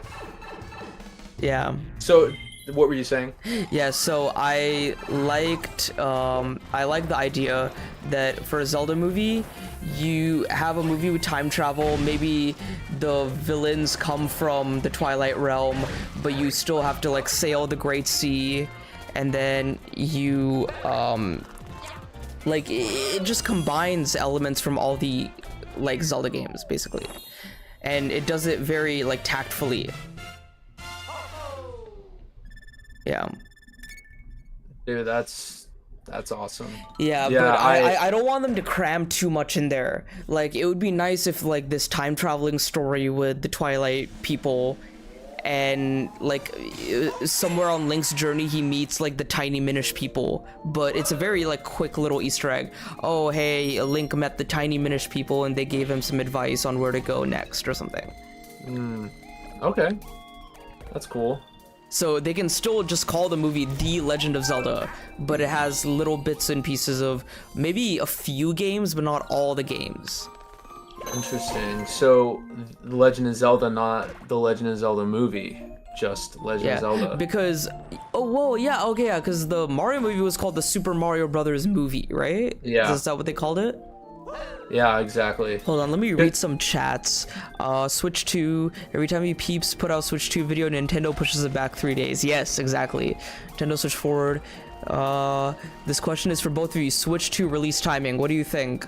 Samuel, you know basically my answer, but I don't know, maybe anytime in 2024, but what do you think, Skylink?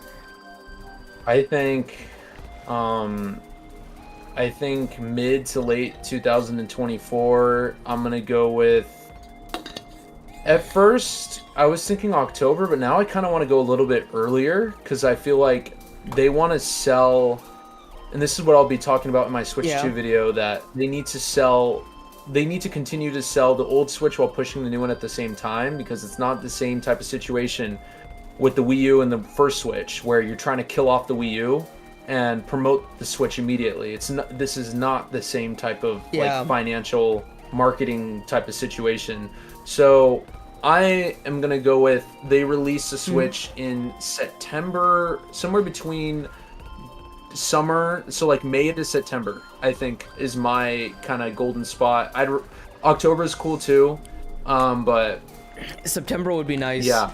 September is my birthday, so I would love a September release next year for Switch 2. Yeah, and I think 3D Mario and Prime 4, they need to be a little bit spread apart. I would say do Prime 4 first. Okay. Oh, Prime 4 first. Yeah, because here's the thing. If you're trying to sell Prime 4 and 3D Mario, and you get the Switch 2, most consumers are going to be like, okay, I already have this new Mario game. Why do I need this Metroid game? You know? Yeah, but I think Mario would help the Switch itself sell units. You know? It would be a good launch title for the Switch 2. Honestly, you're absolutely right. It would. So it's hard to say, you know? It's hard to say. Can we carry this? Yeah, we can. Yeah, we can. We can carry it with us. Just run. No, run. No, depth perception. I'm blaming all my deaths on depth perception. I'm sorry, but like... It's okay. There might... no, there's not another one. It's okay, there's two of us, so we might be able to jump. Here, he might... Okay, here's one. Let's go. Keep on going.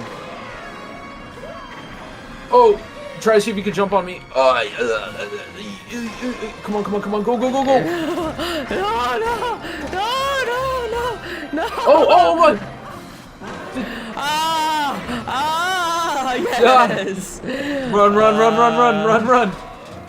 Oh my gosh, this one is crazy. This is Armageddon right now. Oh, get it. Nice. Okay, so... Whew. Yeah, Whew. That was scary. Honestly, I think both works. Okay, so I feel like... Okay, but here's the thing, to your point, Nishquick. I would say you're right. If you want more Switch 2 units to sell, you would want to release 3D Mario with it immediately. However, I believe, at least from like a financial standpoint, that the goal... Like, you want to worry about the blow up of sales for Switch 2 in the holiday. Yeah. So I feel like it would make more sense. So long term.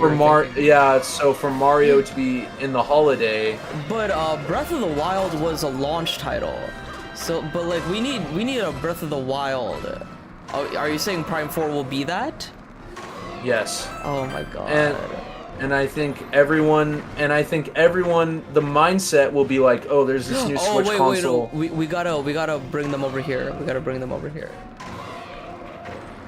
Do you not think that Metroid Prime 4 is capable of being that game? I think it is, but I also think that just Metroid does not historically sell. It is selling better, but it does not historically sell very... Oh my god, I thought I was you again. I'm being so dumb right now. Well, in that I have to say, Metroid is selling better. The thing is, Zelda did not sell as well as it did with Breath of the Wild, but Metroid is selling worse than what Metroid is currently... At this point, still currently selling worse than what Zelda was before. What are you saying? What is your nope to flipping the Switch? What is your nope? What do you mean nope? He disagrees with something. 3D Mario has never successfully sold a console, even Odyssey. Prime 4 will not move hardware. If you're trying to, oh yeah, Metroid is not selling better. Metroid, yeah. I guess if you look at it from the flipping the Switch perspective, yes. But then again, in that defense, like I said, it's not a Switch, or it's not a Wii U to Switch type of situation. Yeah. In a Wii U to Switch type of situation, yeah, you need to move hardware.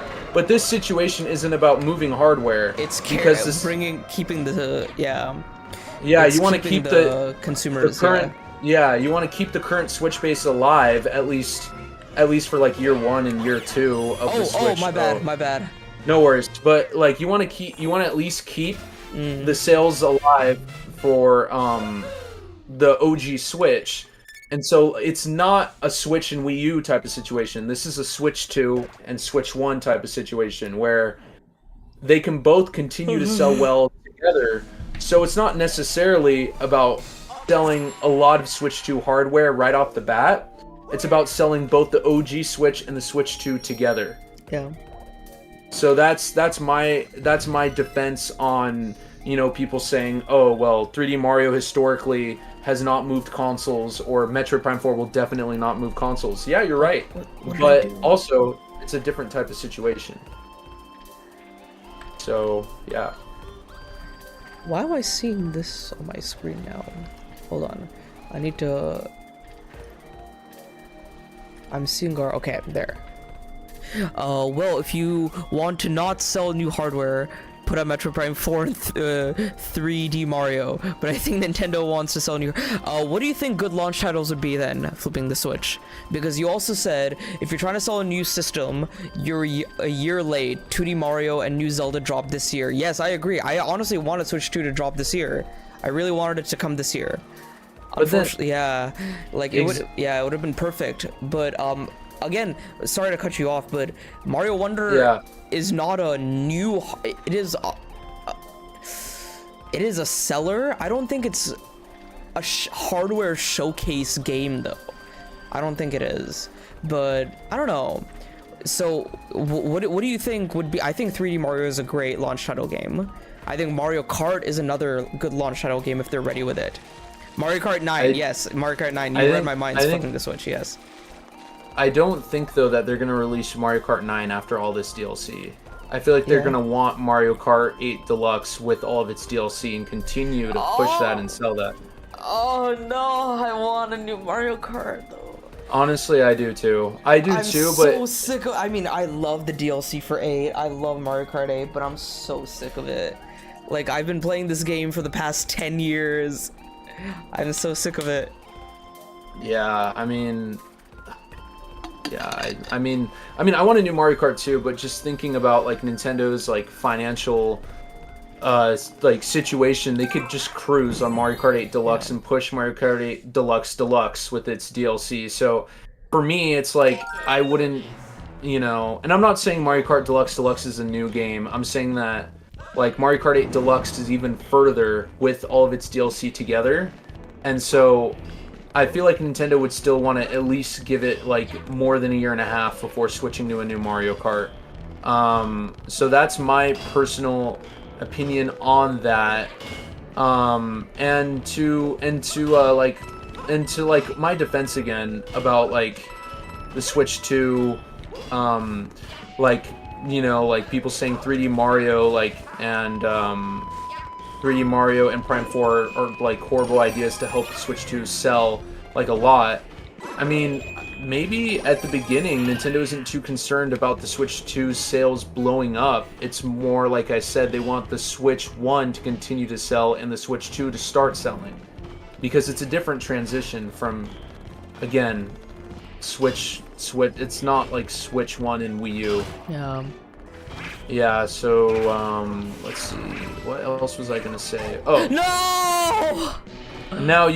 Now, there's a crazy theory out there. Yeah. Nishquick, tell me what you think about this. That Nintendo has actually during these 6 years. Oh, wait, my I bad. thought I was Tanuki.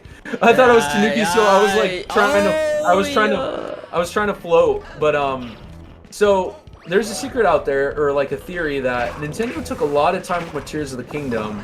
They were also working on the next gen patch.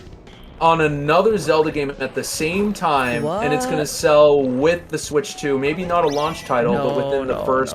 within the first 6 months. Like, what kind of new Zelda game? Probably more than a remake. I mean, not like, I don't think there's any like specific. No, I don't think so. I know, that's right. That's Yeah. hard to believe. So who's been saying that though?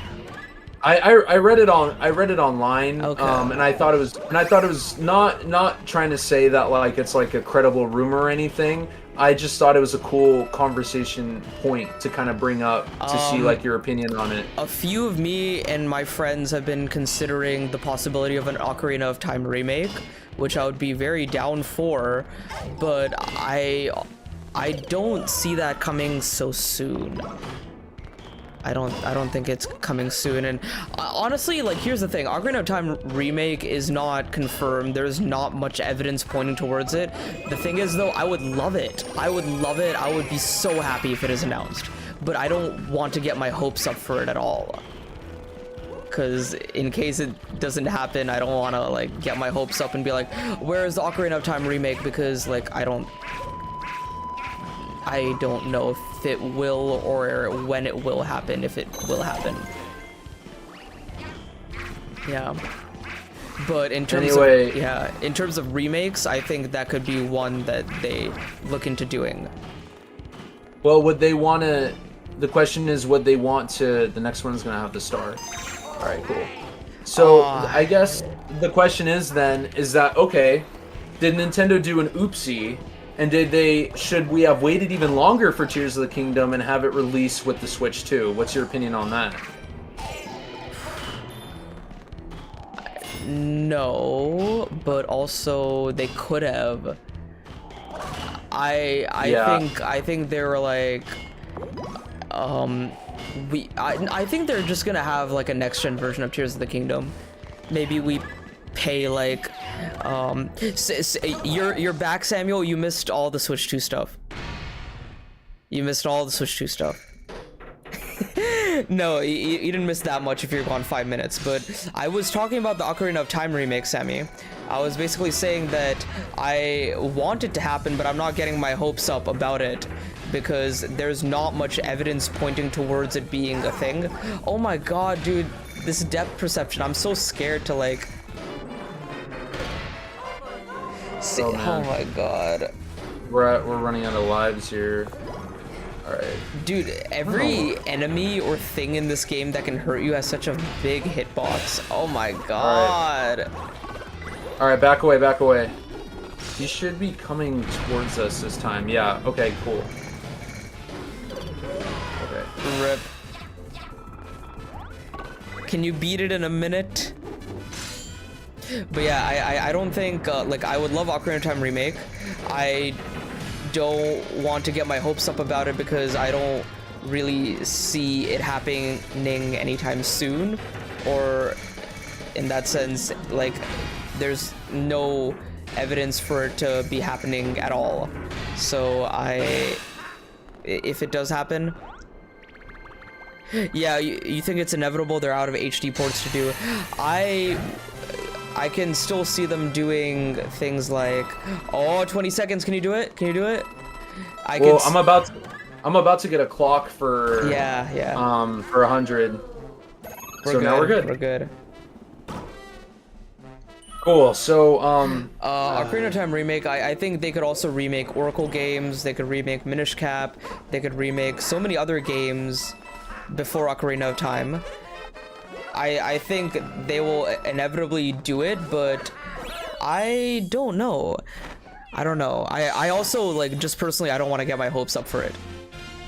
I don't want to get my hopes up. What about the elephant in the room 2D Zelda? Yeah, that's what I was saying. Like, I think they could do Oracle remakes, they could do Minish Cap remakes, they could do a Link Between Worlds port. Maybe not a remaster or remake. It doesn't really need a remake. Nintendo has 2 other systems no one ever bought. They are far from out of HD ports. Yeah. Oh, flipping the Switch. Thank you for reminding me. I have a video coming next week about a certain Wii U port that people need to keep their eyes out on. And I'm not gonna say what it is. Some of you guys might know what it is in the chat. Don't spoil it, but there is a certain Wii U game that needs everyone's attention. And it needs Paper Mario Color Splash. Yeah. Where is our Color Nailed it. Splash port? Where is it? I demand it this instant, Nintendo. Oh man. So I'm good to go for another like 20 or so minutes if you are. Yeah, I could go further. I could go shorter if you wanna. If you could only do 20 minutes, that's cool. Let's go. Yeah, I think. Sammy, that's why I'm saying they could transition over to 2D Zelda remakes, like what they did with Link's Awakening. They could do it for Oracle games and Minish Cap. Not saying I don't want an Ocarina of Time remake. I would love an Ocarina of Time remake, but I'm just throwing out other possibilities because I don't want to get my hopes up for Ocarina of Time remake.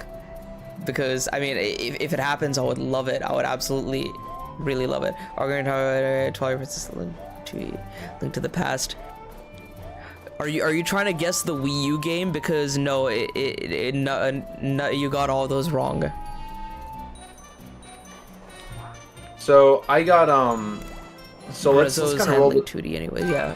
Yeah. What were you saying? Let's roll the dice a little bit. So in the video that I made recently, I discussed the possibility of they take the Breath of the Wild 2D prototype and they build upon that. That would be really cool. I would actually really like that.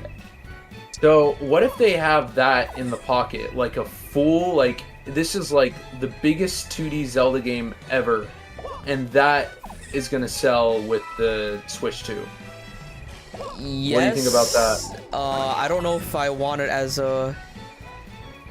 Oh, you're listing Zelda games on Switch, yeah. I don't know if I wouldn't mind that. I wouldn't mind it, but I don't know if it would be a good launch game for the Switch 2. There's a secret path over here. Wait, I'm getting the star. Oh, okay, nice. Actually, that path. Alright, I'm gonna go this way.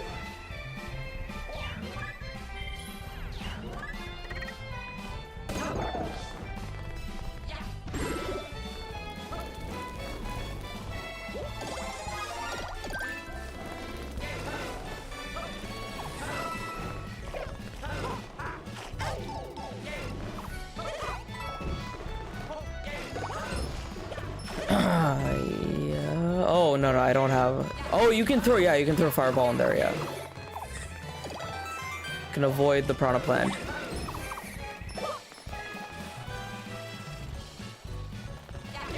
NSO is not the Switch. NSO is very much the Switch. The NSO is not the PS5. I mean, it's not a native like Switch game, but you're still playing it on the Switch.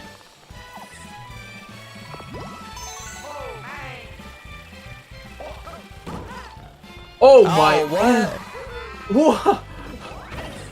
But I know what you're saying, flipping the Switch. Yeah, a lot of these Zelda games are on Switch, so it is that's what I was like. That's what I'm trying to get at. Like when it comes to Nintendo remastering some games, where do their priorities lie, and what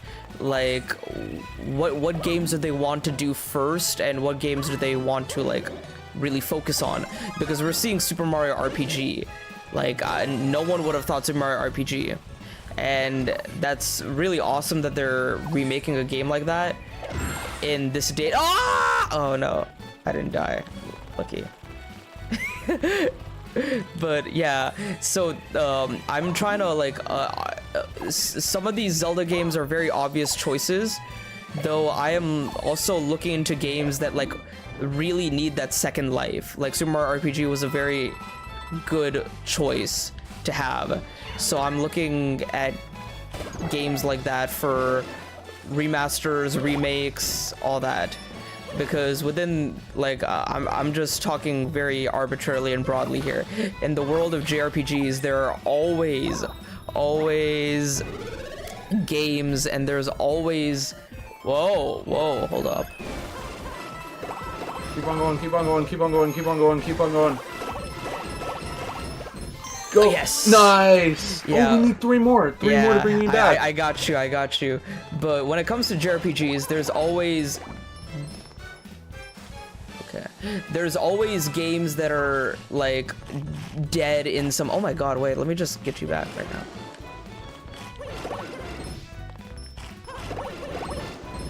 Yeah, there's always games that are dead on some console that you always want brought back. So I'm really hoping that Nintendo looks at some games like Mother 3 and other games that I will talk about in future videos and be like, hey, these games need a second chance, or these games need to be localized, or something like that. Oh my god, I was so... Ah! Okay, we have to make it. One of us has to make it. I got it. Oh my gosh. Man. Yo, what is Captain Toad doing there? Oh yeah, he does nothing. He's just there just to mess around. Oh. I remember I thought there was like something that had to do with him, but...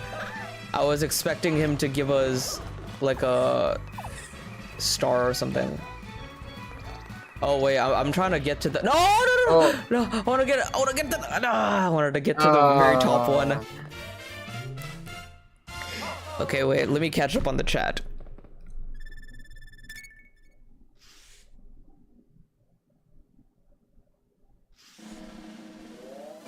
Zelda's not on Switch. Okay, Zelda 2 are on Switch. Talking about a remake. Ooh, Zelda 2. Yeah. Dude, I would be so down for a Zelda 2 remake, and there was someone who pointed out a development studio that could do a Zelda 2 remake, and I forgot what it was. I forgot what the studio was, but when they said that... Hold on. I was like, yes, this studio needs to do a Zelda 2 remake. Hold on. Nintendo has some money, they're building, yeah. And so... if they would do individual OOT release without remaking it. Yeah, I wouldn't want an individual Ocarina of Time remake without them remaking it or do something substantial. Already straddling the line with the HD stuff. Can't hold in my...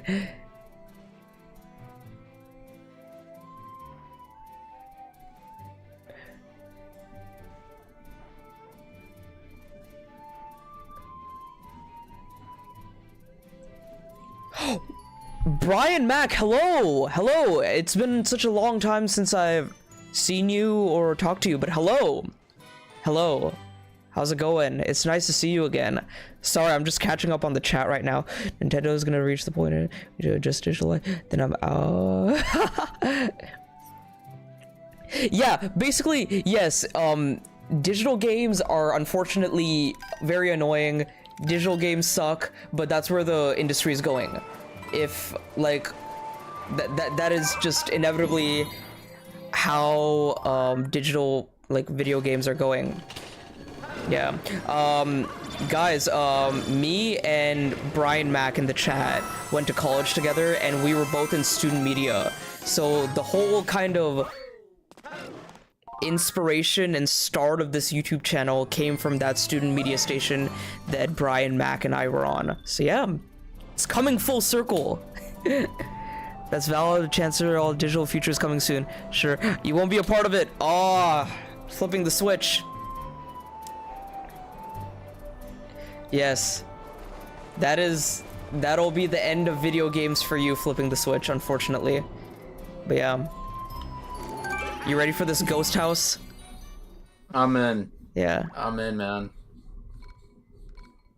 So, let's, what would you want the next 3D Mario to be like?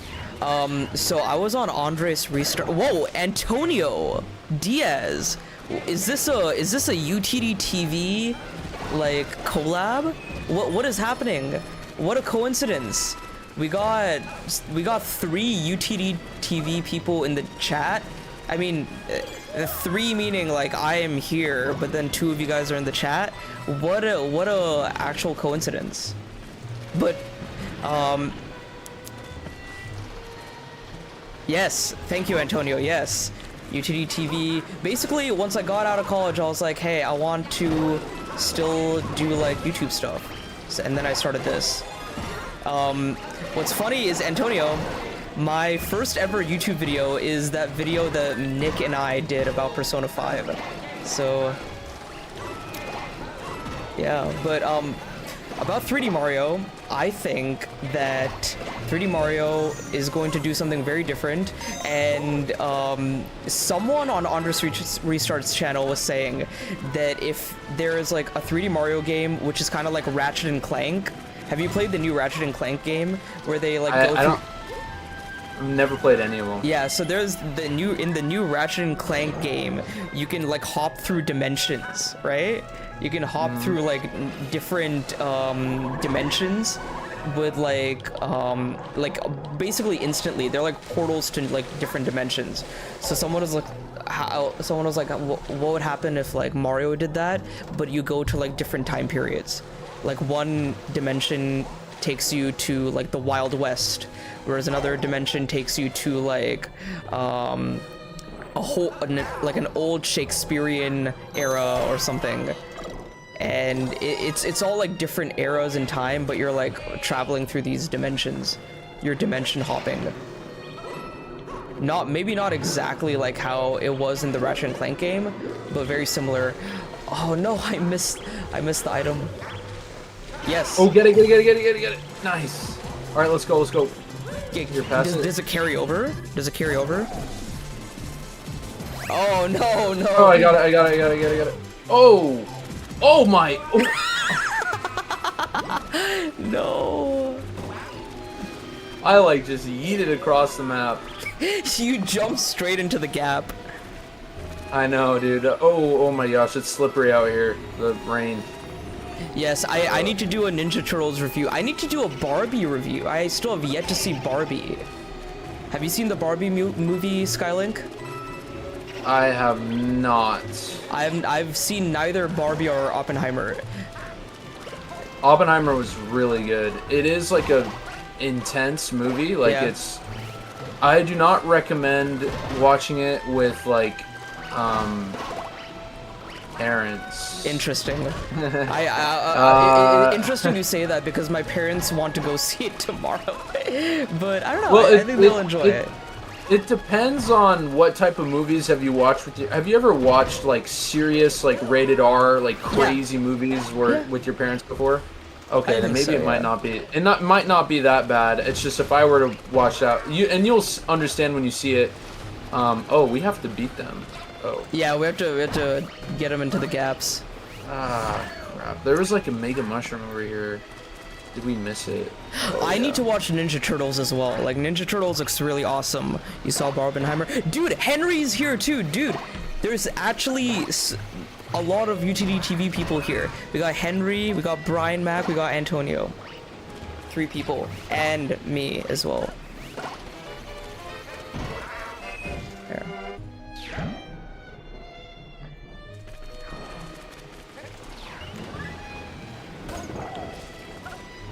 Do it. So, yes. So what was the what did that person say on the Andres Restart podcast? No, they're saying like if it was a dimension hopping game like what's that? Ratchet and Clank, that would be really cool.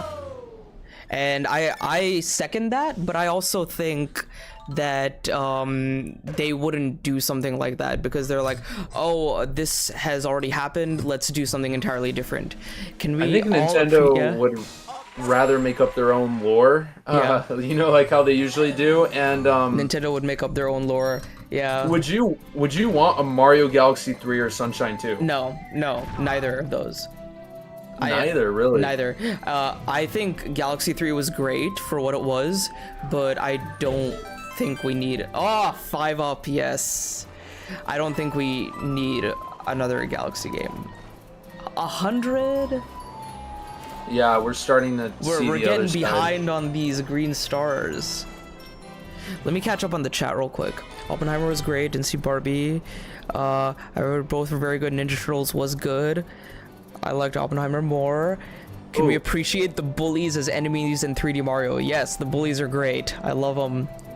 Alamo Draft House is right there. Hey, Nishquik. Yeah?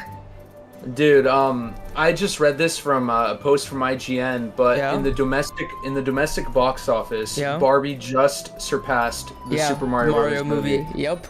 I saw My that heart- too. My heart is broken. Yeah. I find that very interesting because Barbie, like, Mario was very popular. Oh, you changed to Toad, okay. I was Toad in the first stream. Yeah, that we did I remember, yeah, last you were week. Toad in the first stream.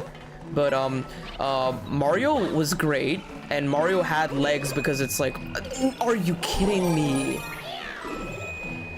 Please Here, get I'll it in get reserve. another- Yes, thank you, yeah. Yes. Dude, For when you... this Oh my game gosh, and the almost depth died. perception, man. I cannot Yeah. with this game sometimes. Honestly, I do have to say, out of the 3D Marios, this one I have to like put like a lot of focus into. Like Yeah. Mario Galaxy, I could literally do the hardest level in that game after not playing it for like a year or more. But like this game, like I have to actually practice, like focus, like kind of zone in, you know. Oh my god. See, No. like the depth perception, man. I'm always gonna blame depth perception with this game. All right, let's move forward. You ready? Oh, we're gonna miss it. We're gonna miss it. Oh, bubble. can I make it? Can I make it? Oh my god, I made Oh! it. I swear I went in the pipe. See, like this depth perception stuff is just whack. This game is It is. wacky. Yeah, it's this whole stream is depth perception problems with me. I just need my monitor to be 3D with no glasses, like how 3D Land was, and it would be perfect. Also, Antonio, you have a PS5, right? Have you played Stray? Because I'm playing Stray right now. It's a very, very strange game. I don't know what to think of it. So, Dude, are you Nishpik, would kidding me? I lost it immediately. Oh, Yeah, what's up, SkyLink? I was gonna. Ooh, whoa! I was gonna say. Now, what do you think about the possibility of the NCU, the Nintendo Cinematic Yeah. Universe, and Leading they up do to like Smash Bros. Yeah. a Smash I Bros. think- movie? yeah. What's your opinion on that? I think it could very much happen. I feel like it's possible, and I feel like I it think would it's be very like possible. I think it they would could. be- We already have 3 movies. We have Sonic, we have Mario, and we have Pokemon. well, Detective technically, Pikachu. I don't think Sonic fully counts. I think they could. Yeah, because Sonic. What studio did Sonic? Do you guys know in the chat which studio did Sonic? Paramount did Sonic, Studios. okay. Yeah. Yeah. Paramount Studios did Sonic, and also one thing that kind of sucks is that it would be really bizarre for them to, like, let's say Zelda's done in live action, Yeah. Sonic is CG done in live action. Yeah. Pokemon is CG done in live action. So if they were to do Mario Oh with my god. Zelda, Pokemon, and Sonic, Yeah. Mario would have to be live action. Yes. That's the issue that I have with I it. honestly think a lot of the future Nintendo movies are going to be animated. All of them? Yeah, I think that, and I also think that... Dude, what are they gonna do with Metroid? Like, what are they gonna do with a Metroid movie? Like, I want one, but I first think of that all, are one they is- ever gonna do a Metroid movie? are they even going to do a Metroid movie? And second of all, like, what is that Metroid movie going to be? They would only do a Metroid movie if it's sold, if Prime 4 takes off. Yeah. If Prime 4 takes off and has like a miraculous record, like the best-selling Metroid game of all time, and it beats every single other Metroid game combined times 10, and still sells more than that, like we're talking Mario Odyssey, Breath of the Wild amount of sales. If it does that, then a movie of Metroid is more feasible. But if not, if that can't be done, then I don't think they would ever make one. Also, Skylink, we're getting into fan casting territory again. People are asking who should play Samus, and Henry says Erin Moriarty, and I think that's from The Boys. I think she would be really great, but I think, personally, my Samus choice for the longest time has been Jennifer Lawrence. I think Jennifer Lawrence is basically Samus. Jennifer Lawrence is literally the perfect Samus, I think. You ever see that? I think Brie Larson, I don't know if this was bullcrap, but Brie Larson said she wanted to play Samus in a Metroid movie. Yeah, she was actually like, first of all, Brie Larson is like in close contact with Nintendo. Like she has been not really? Close contact, meaning like she is like been part of Nintendo marketing material and stuff like that. So Nintendo and Brie Larson are in touch in some way, shape, or form. And she's like dressed up as Samus for Halloween and stuff, and she's like, yo, Nintendo, cast me as Samus in the Metroid movie and stuff. I personally would prefer, like, if they do a live action Metroid movie, I would prefer Jennifer Lawrence. That is my choice. I don't blame you. That is my choice for Samus. I don't blame you. Man. Who's your choice? I'm gonna be honest, I like Brie Larson. I'm not really a fan. I wasn't really a fan of like the structure of the Captain Marvel movies. Like I thought the script and some things felt kind of weird. But I do think though that she could still make for like some sort of like badass like leading role. And I think Brie Larson is pretty good. I can't really think of anybody else off the top of my head. Yeah, but flipping the switch brings up a good point.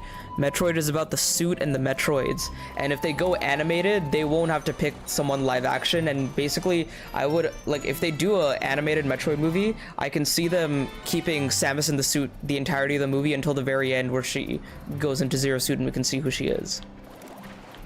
Yeah, I mean, but it also depends on what type of story you want to tell in Metroid, because I feel like a Metroid movie would be really hard because, I mean, you need like dialogue, right? You need characters. You need. They should make it like Alien. They should get inspiration from Alien. Yeah, but then there has to be. But then again, it turns into like if people want a cinematic Metroid, it turns into like an Other M type of story. And personally, I did not think Other M was that bad, but I know majority of the consensus thinks that Metroid Other M is like one of the worst Metroid. It was a weird game. I mean, I didn't play it, but it was weird. Yeah. Yeah, it is weird. I do have to say it is weird. The control scheme I thought was the weirdest thing about it. I'm like, why are we playing sideways in a 3D or like a 2D, 2.5D type of experience? It would actually work really well on Switch, I think. Oh yeah, it would. It really would. I'm gonna call this as my last level. Okay. I actually thought that we were just gonna like have a segment. Do you want to like talk after this level, or yeah, we can chat after this. But this will be like the last level, and then we can slowly wind down after that. All right, cool. Yeah. So so it's tough. I'm interested to see what your chat has to say about their fan castings. Some of them already brought up some good ones. Erin Moriarty is good. I think she would work as Samus. But I think anyone could do if it is animated. Oh, get the cat bell too if you want. Oh yeah, let's do that. Yeah, the cat makes this level really easy. Oh man, Henry, your first Metroid game was Other M. Interesting.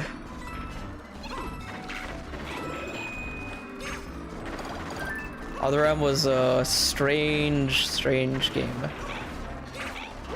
Let's go. Whoa! Let's go. Oh wait, I missed something over here. Whoa. Sorry. You can bubble over to me. Whatever's in here. Coins. Fantastic.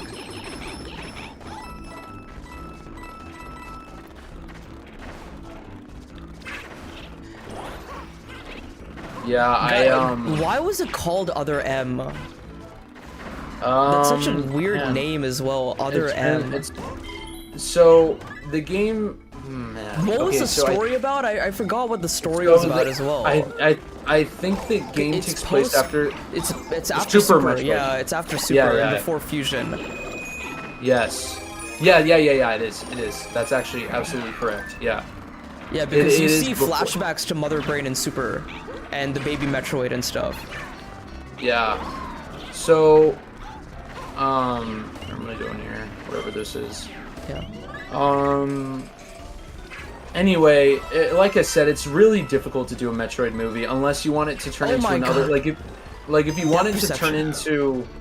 Yeah. Like an Other M type, it's gonna become an Other M type of story. I mean, obviously they could write it better and make the story better, but like your type of Metroid story will be akin to Other M. It might be done way better and presented amazingly way better, but it's gonna be like akin to like that type of style because that's what Metroid is. When you involve a lot of characters and a lot of story. I think a lot of the problems I heard with Other M, like, were like based on like how they portrayed Samus as a character, and not many people liked how they portrayed Samus as a character, which I can agree with. And I definitely see that. Like, it was very weird because, like, I mean, that goes into the whole like debate of like, what is Samus? Who is Samus? Why? How does she feel the way about certain things that have happened to her in her life? But like the whole like her being like having a like I don't remember what it was, but she like sees Ridley again and she like gets flashbacks to when Ridley killed her parents, and I'm like, it's interesting because she had confronted Ridley so many times in the past before, in Metroid 1, Metroid 3, in Super Metroid. So what would trigger something like this to happen? But I mean, it's not like I don't know. I haven't played the game, but I've just seen people say it's very uncharacteristic of Samus to be acting the way that she did in certain parts of Other M. Samus is Ripley. Yes, Samus is very much Ripley. Yes. Yeah, I can't. It's just like I don't know how in the world they would do a Metroid movie. I feel like it's easier to discuss a Zelda movie than a Metroid movie, as hard as a Zelda movie is to discuss, because a Metroid movie, it's just, what are you, like, there's a lot of source material you could pull from, but there's no source material that, like, makes it into, like, can make it into a movie format over like a game. So it's just kind of interesting because like if you don't want to pull from Other M, you're gonna have to give Samus like a personality. If it's animated, I will say Metroid Dread gave her a very good personality, even though it was a game with not much dialogue and not much like. I will say out of all the Metroid games I played, I think Dread has the best story. And here's a very, very, very, very hot take. I liked Fusion, but Fusion is the worst, like my least favorite of the Metroid games that I played. And it's because there's so much dialogue in Fusion, you have to read all of it. And it's so annoying that you have to like read all of the dialogue in Fusion. And like Samus is like rambling to the Atom computer, and I'm like, what? Like this is not like, this isn't Metroid to me. Like I want the action storytelling, I want the environmental storytelling, I want the storytelling without the dialogue and all that. That's what I wanted from Metroid. That's what I loved about Super. That's what I loved about Dread, which Fusion didn't give. Fusion was like throwing everything at me, and I was like, no. So if they have that balance of Fusion, Other M, with a little more of Dread and Super, I think that'll be the perfect Metroid recipe for a movie. But yeah, anything else you want to do in the game before we call it quits on the game, or anything else you want to chat about? Yeah, I'd say let's wind down with some couple of things Yeah. that we didn't discuss. Yeah. So I going back to one of the first things that we talked about. Actually, you found a lot of interest when I told you that I even without even playing Pikmin 4, I agree with everyone that it's, yeah, Pikmin 4 is Game of the Year over Tears of the Kingdom. yeah. So the reason why I think that is, I mean, we talked about this like in the last stream, and and I will make a video on it. I'll make a video on it faster if DLC is not announced in the September Direct. If there's no DLC announced in the September Direct, I will be making a review video on Tears of the Kingdom. Yeah. Anyway, it's really hard for me to say that like Tears of the Kingdom is like the best Zelda game ever. I think it is far from it. Yeah, it's not my favorite. I don't know if... Oh boy, calling it the best is very tough, but it's not my favorite. I will say that. Yeah, it's not my favorite. It's not even my favorite Nintendo Switch game. I'll say that. That's a hint at another video later on. It's not my favorite Nintendo Switch game. I think I've come to the conclusion that it's not. But yeah, it's not. As like a like out of everyone I know personally, other than the guys on YouTube, you know, like out of everyone I know in real life, I am the biggest like Zelda fan that like of people I've met like in real life and stuff, and like for me to like say this, neither my favorite Switch game is not a Zelda game. It's not Breath of the Wild or Tears of the Kingdom. What is yours though? What is your favorite Switch game if you had to choose? My favorite Switch game, if I had to choose, the one that like got me like super freaking like excited and crazy, man, I'm gonna have to like remember all of them. I probably would have to go with Fire Emblem Three Houses. Oh, that's a good choice, actually. That's a good choice. Yeah, I would probably have to go because the thing is like Fire Emblem Three Houses is not a game where it's about like, oh, the specs, like the graphics, like it's not really like. It is one of the worst looking Switch games, if I'm being honest. It actually is. Three Hopes, the Warriors version of it. Yeah. The Warriors like pseudo sequel spinoff. Like it did the graphics better. To be honest, it did. It was like a better version of like Three Houses. But yeah, the backgrounds like in the support conversations in Three Houses were just like, it looked like Nintendo 64 type of stuff. But I do have to say though that for me, I can see past that because I can appreciate different types of games.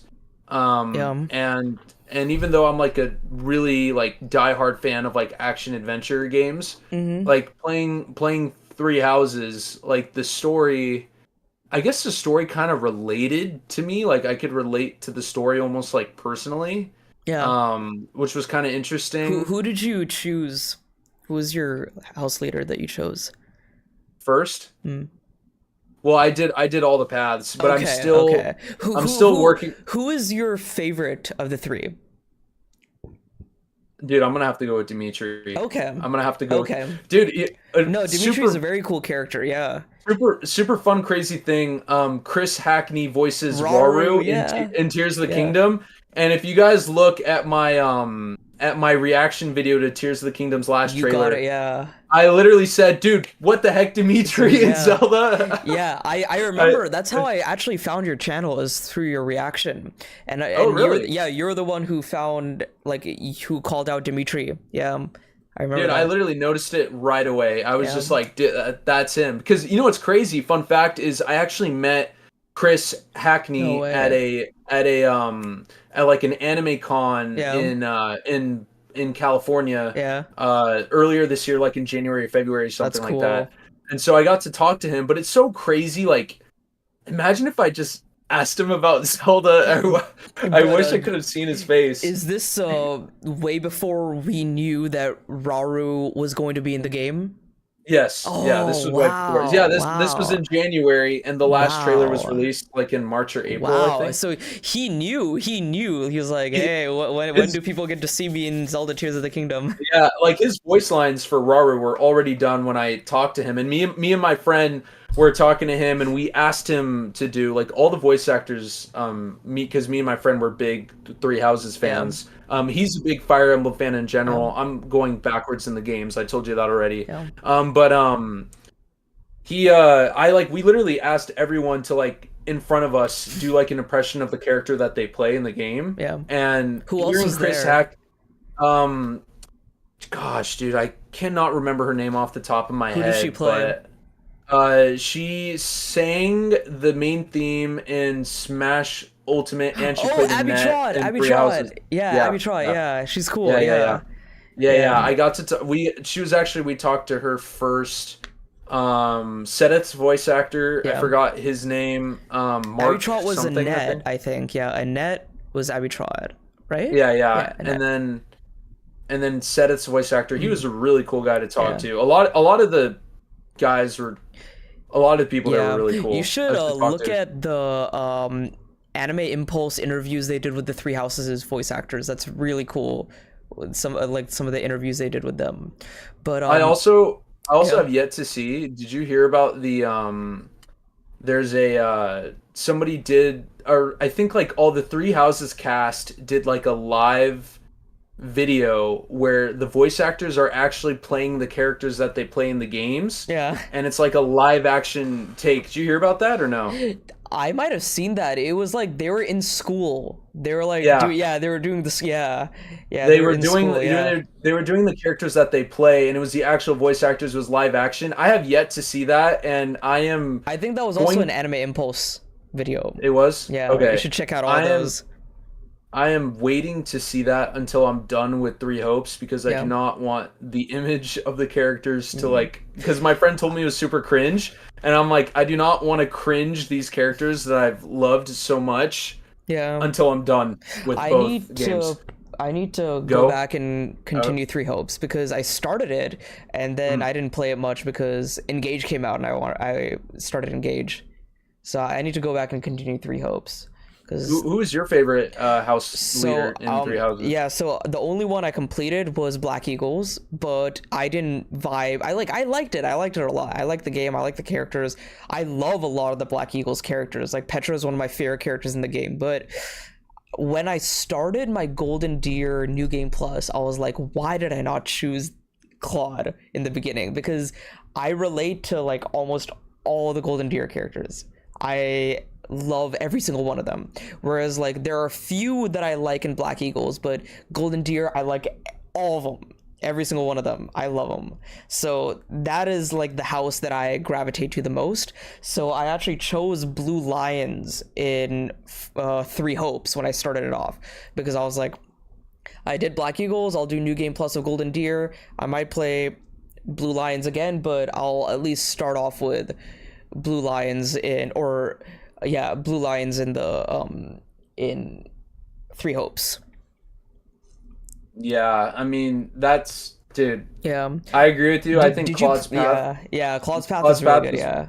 It was one of the best, but your Edelgard path that you did, the Black Eagles, did you obviously that splits into two. Yeah. Did you support or go against I chose her? Edelgard. I went with Edelgard, and I Oh, didn't so know what I was doing. I was so close to yeah, missing it because I didn't look it up. I didn't look it up. Like I would have gone into Silver Snow, which is the church route, right?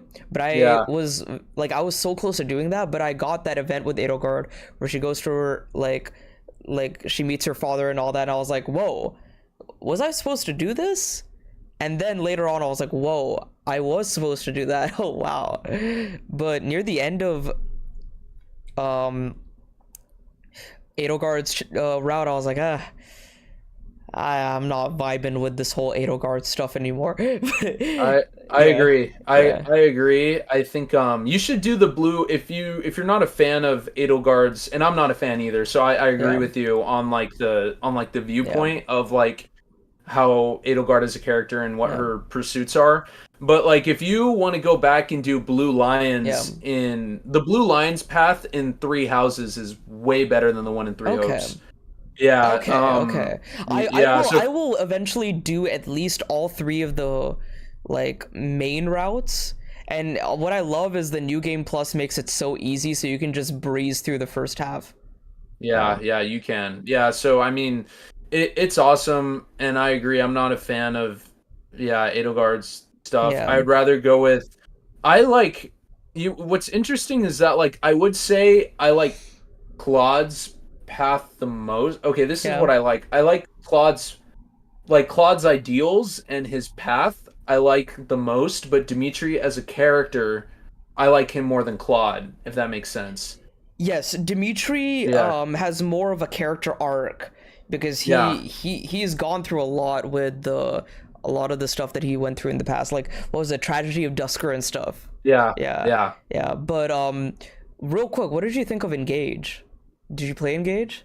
So, I did not play it yet. Yeah. Like I said, I told my friend who's a big Fire Emblem fan, I'm like, dude, I'm not gonna play Engage until December maybe, because right now I'm doing all three paths of Fates, so I'm going Oh, backwards. okay. So I just did Birthright, and I'm almost done with Conquest. I need to play I haven't- Fates because I have it on 3DS, but I have not played any of them. I will say, my favorite Fire Emblem game is Fire Emblem Awakening. It is not only my favorite Fire Emblem game, it's like it's in my top 10 favorite games of all time. My So- my friend told me to play. My friend who's a huge Fire Emblem fan, he told me to do Awakening last. Okay. Oh, you haven't played Yeah. Awakening. Oh, dude, No, so- Awakening is like one of my favorite games of all time. Like there's like few games that are like turning points in my gaming life. Like Ocarina was one of them, Breath of the Wild Yeah. was one of them, Fire Emblem Awakening was one of them, and then Xenoblade Chronicles is another one. Like the way you're talking about Fire Emblem Three Houses and all the characters and stuff, I'm sure you would love Xenoblade Chronicles. It is literally plot, lore, and character driven. Like you know how Zelda is mostly lore driven, not as much plot and characters. Xenoblade has Yeah. it all, whereas like Fire Emblem is a little more character driven than lore or plot. Xenoblade has it all. It has lore, plot, characters, everything. Just it's great. Well, I got all three on the Switch, so I gotta. Yeah. Well, I don't have all three of them on Yeah. the Switch, but all three of them are on the Switch. Yeah, So yeah. yeah, I gotta do that. Yeah, but they're long games. So whenever you're done with like Fire Emblem and Zelda stuff, you can get into Xenoblade. I But definitely will. Yeah. One last question before we wrap up. What are your top 5 favorite Zelda games, if you could? yeah. So let's see. It has changed now post Tears of the Kingdom. I'll say Oh. pre Tears of the Kingdom, post Tears of the Kingdom. Pre Tears Go of the for it. Kingdom, it was number 5 was A Link to the Past. Number 4 was Skyward Sword. Number 3 was Breath of the Wild. Number 2 was Majora's Mask. Number 1 is Ocarina. But the thing is, whenever I do, it's almost as if Ocarina and Majora are tied. So it's always tough. Like some days I prefer Majora, some days I prefer Ocarina. But I always put it as Ocarina is number 1, Majora is number 2, because Ocarina kind of like kickstarted my whole like video game interests and kind of passion. But Was Breath? I kind of misheard. Was Yeah. Breath of the Wild in that list? yeah, Breath of the Wild was number 3. Okay. Yeah. Cool. And now post Tears of the Kingdom, it is number 5 Skyward Sword, number 4 Breath of the Wild, number 3 Tears of the Kingdom, number 2 Majora's Mask, number 1 Ocarina of Time. Wow. Yeah. So Tears of the Kingdom was number 3.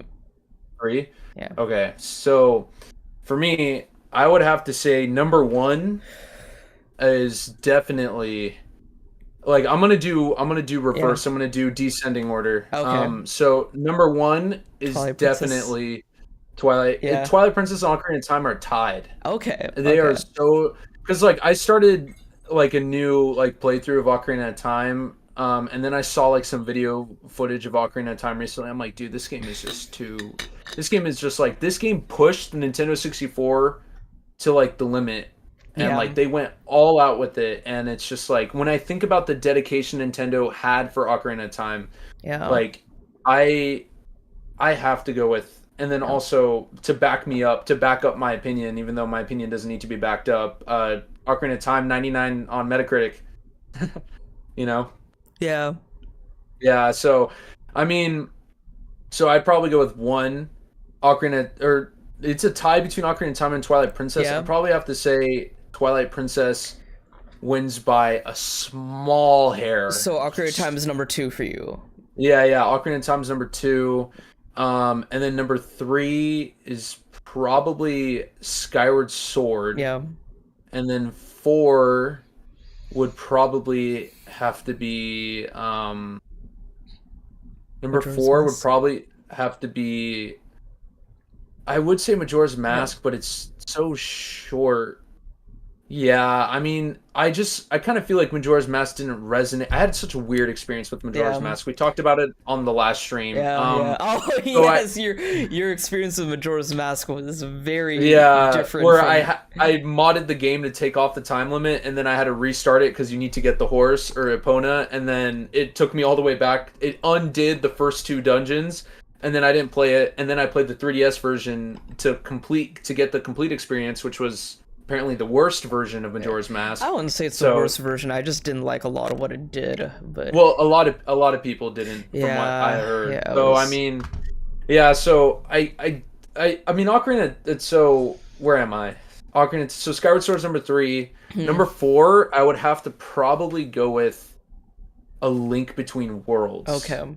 Yeah, A Link Between Worlds was like super special to me. Like it's a crazy, yeah, dude. That game is just awesome. Like it felt like it literally felt like a console game at like some points. It felt like, even though it wasn't like a big all out like 3D Zelda game, it's like the biggest 2D game that they've had since. I want another game like that where they go all out with 2D Zelda.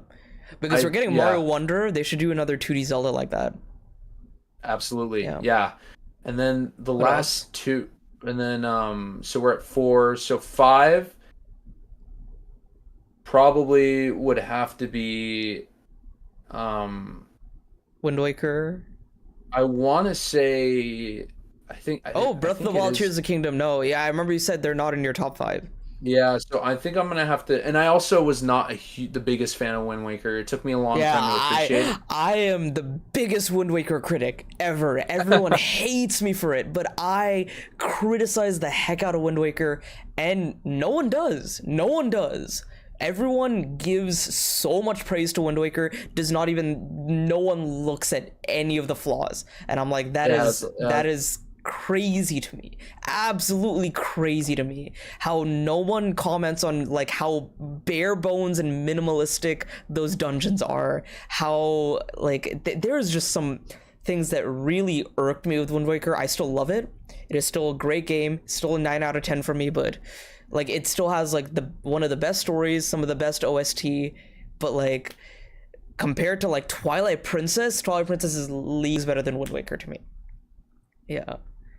Yeah, so yeah, I agree. Wind Waker is not my favorite. It never was. And so for number 5, it's Minish Cap. It's either Minish Cap or A Link. I think it's a tie between Minish Cap and A Link to the Past. Okay. I mean, Link to the Past. I need to go back and play Minish Cap on GBA Online for Switch. What? Yeah.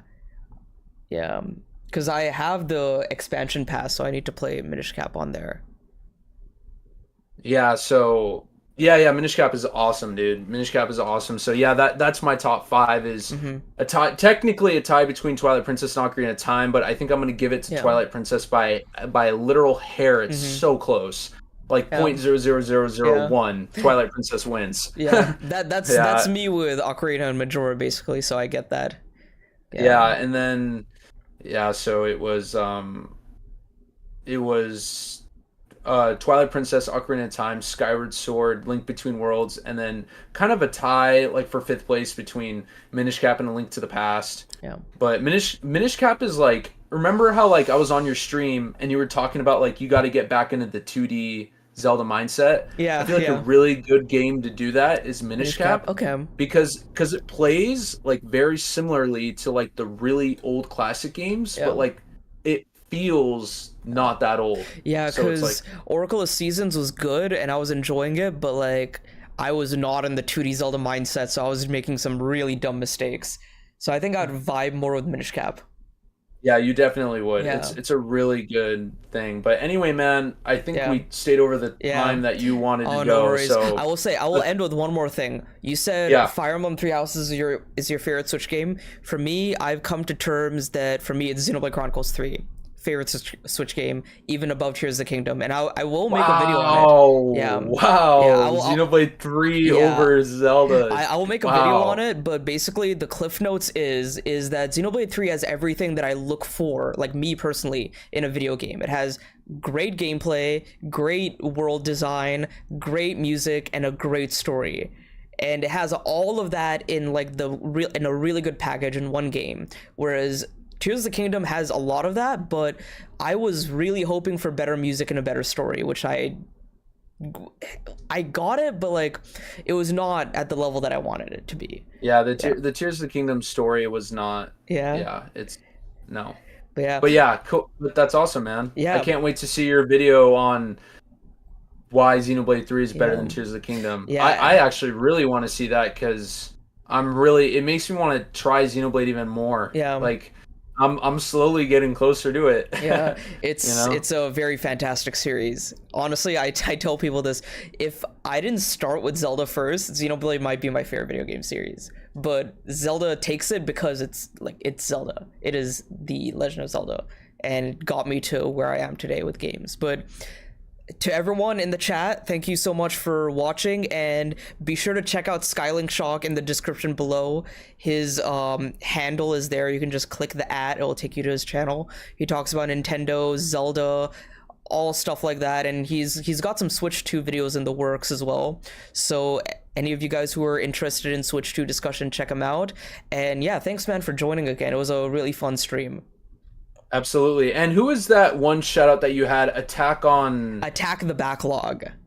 Attack of the Backlog. Okay, Yeah, I'm I'll gonna send check you him his out. channel later. Yeah, really Yeah, cool yeah, guy. yeah, please. Yeah. But anyway, let me do a couple of shout outs and shout you out, my Yeah. man. So let's do Nishquick first. So guys, I had the pleasure of playing with Nishquick Pops. If you guys don't know who he is, he's the guy who's been on the left screen this entire time me playing this game. He's a great guy, obviously really knowledgeable on the Xenoblade series, if you guys are into that. Really all around guy. He knows a lot about movies.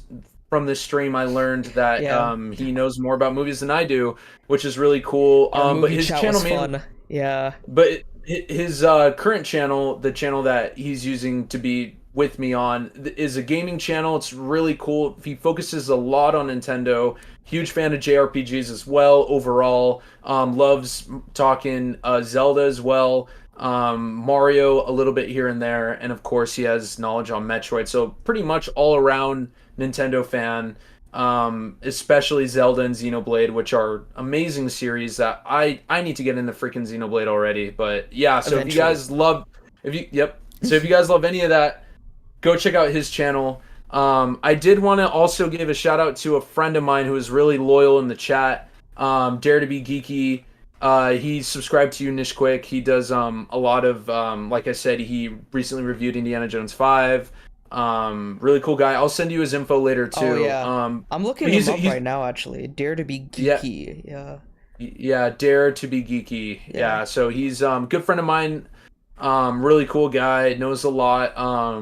Slight Nintendo fan. I'm trying to convert him into being a Nintendo fan. Yeah. He says he's open to the idea if I give him a Switch, because I have two. I have my 2017 model and I have my 2023 Zelda Tears of the Kingdom OLED special edition. So I'll have to think about it. I still use the old dock though. I like having multiple docks because I use my Switch in so many places. So we'll have to figure that out. But anyway, yeah, to any of my viewers, I want to shout out him as well. He's a good friend, really loyal in the chat.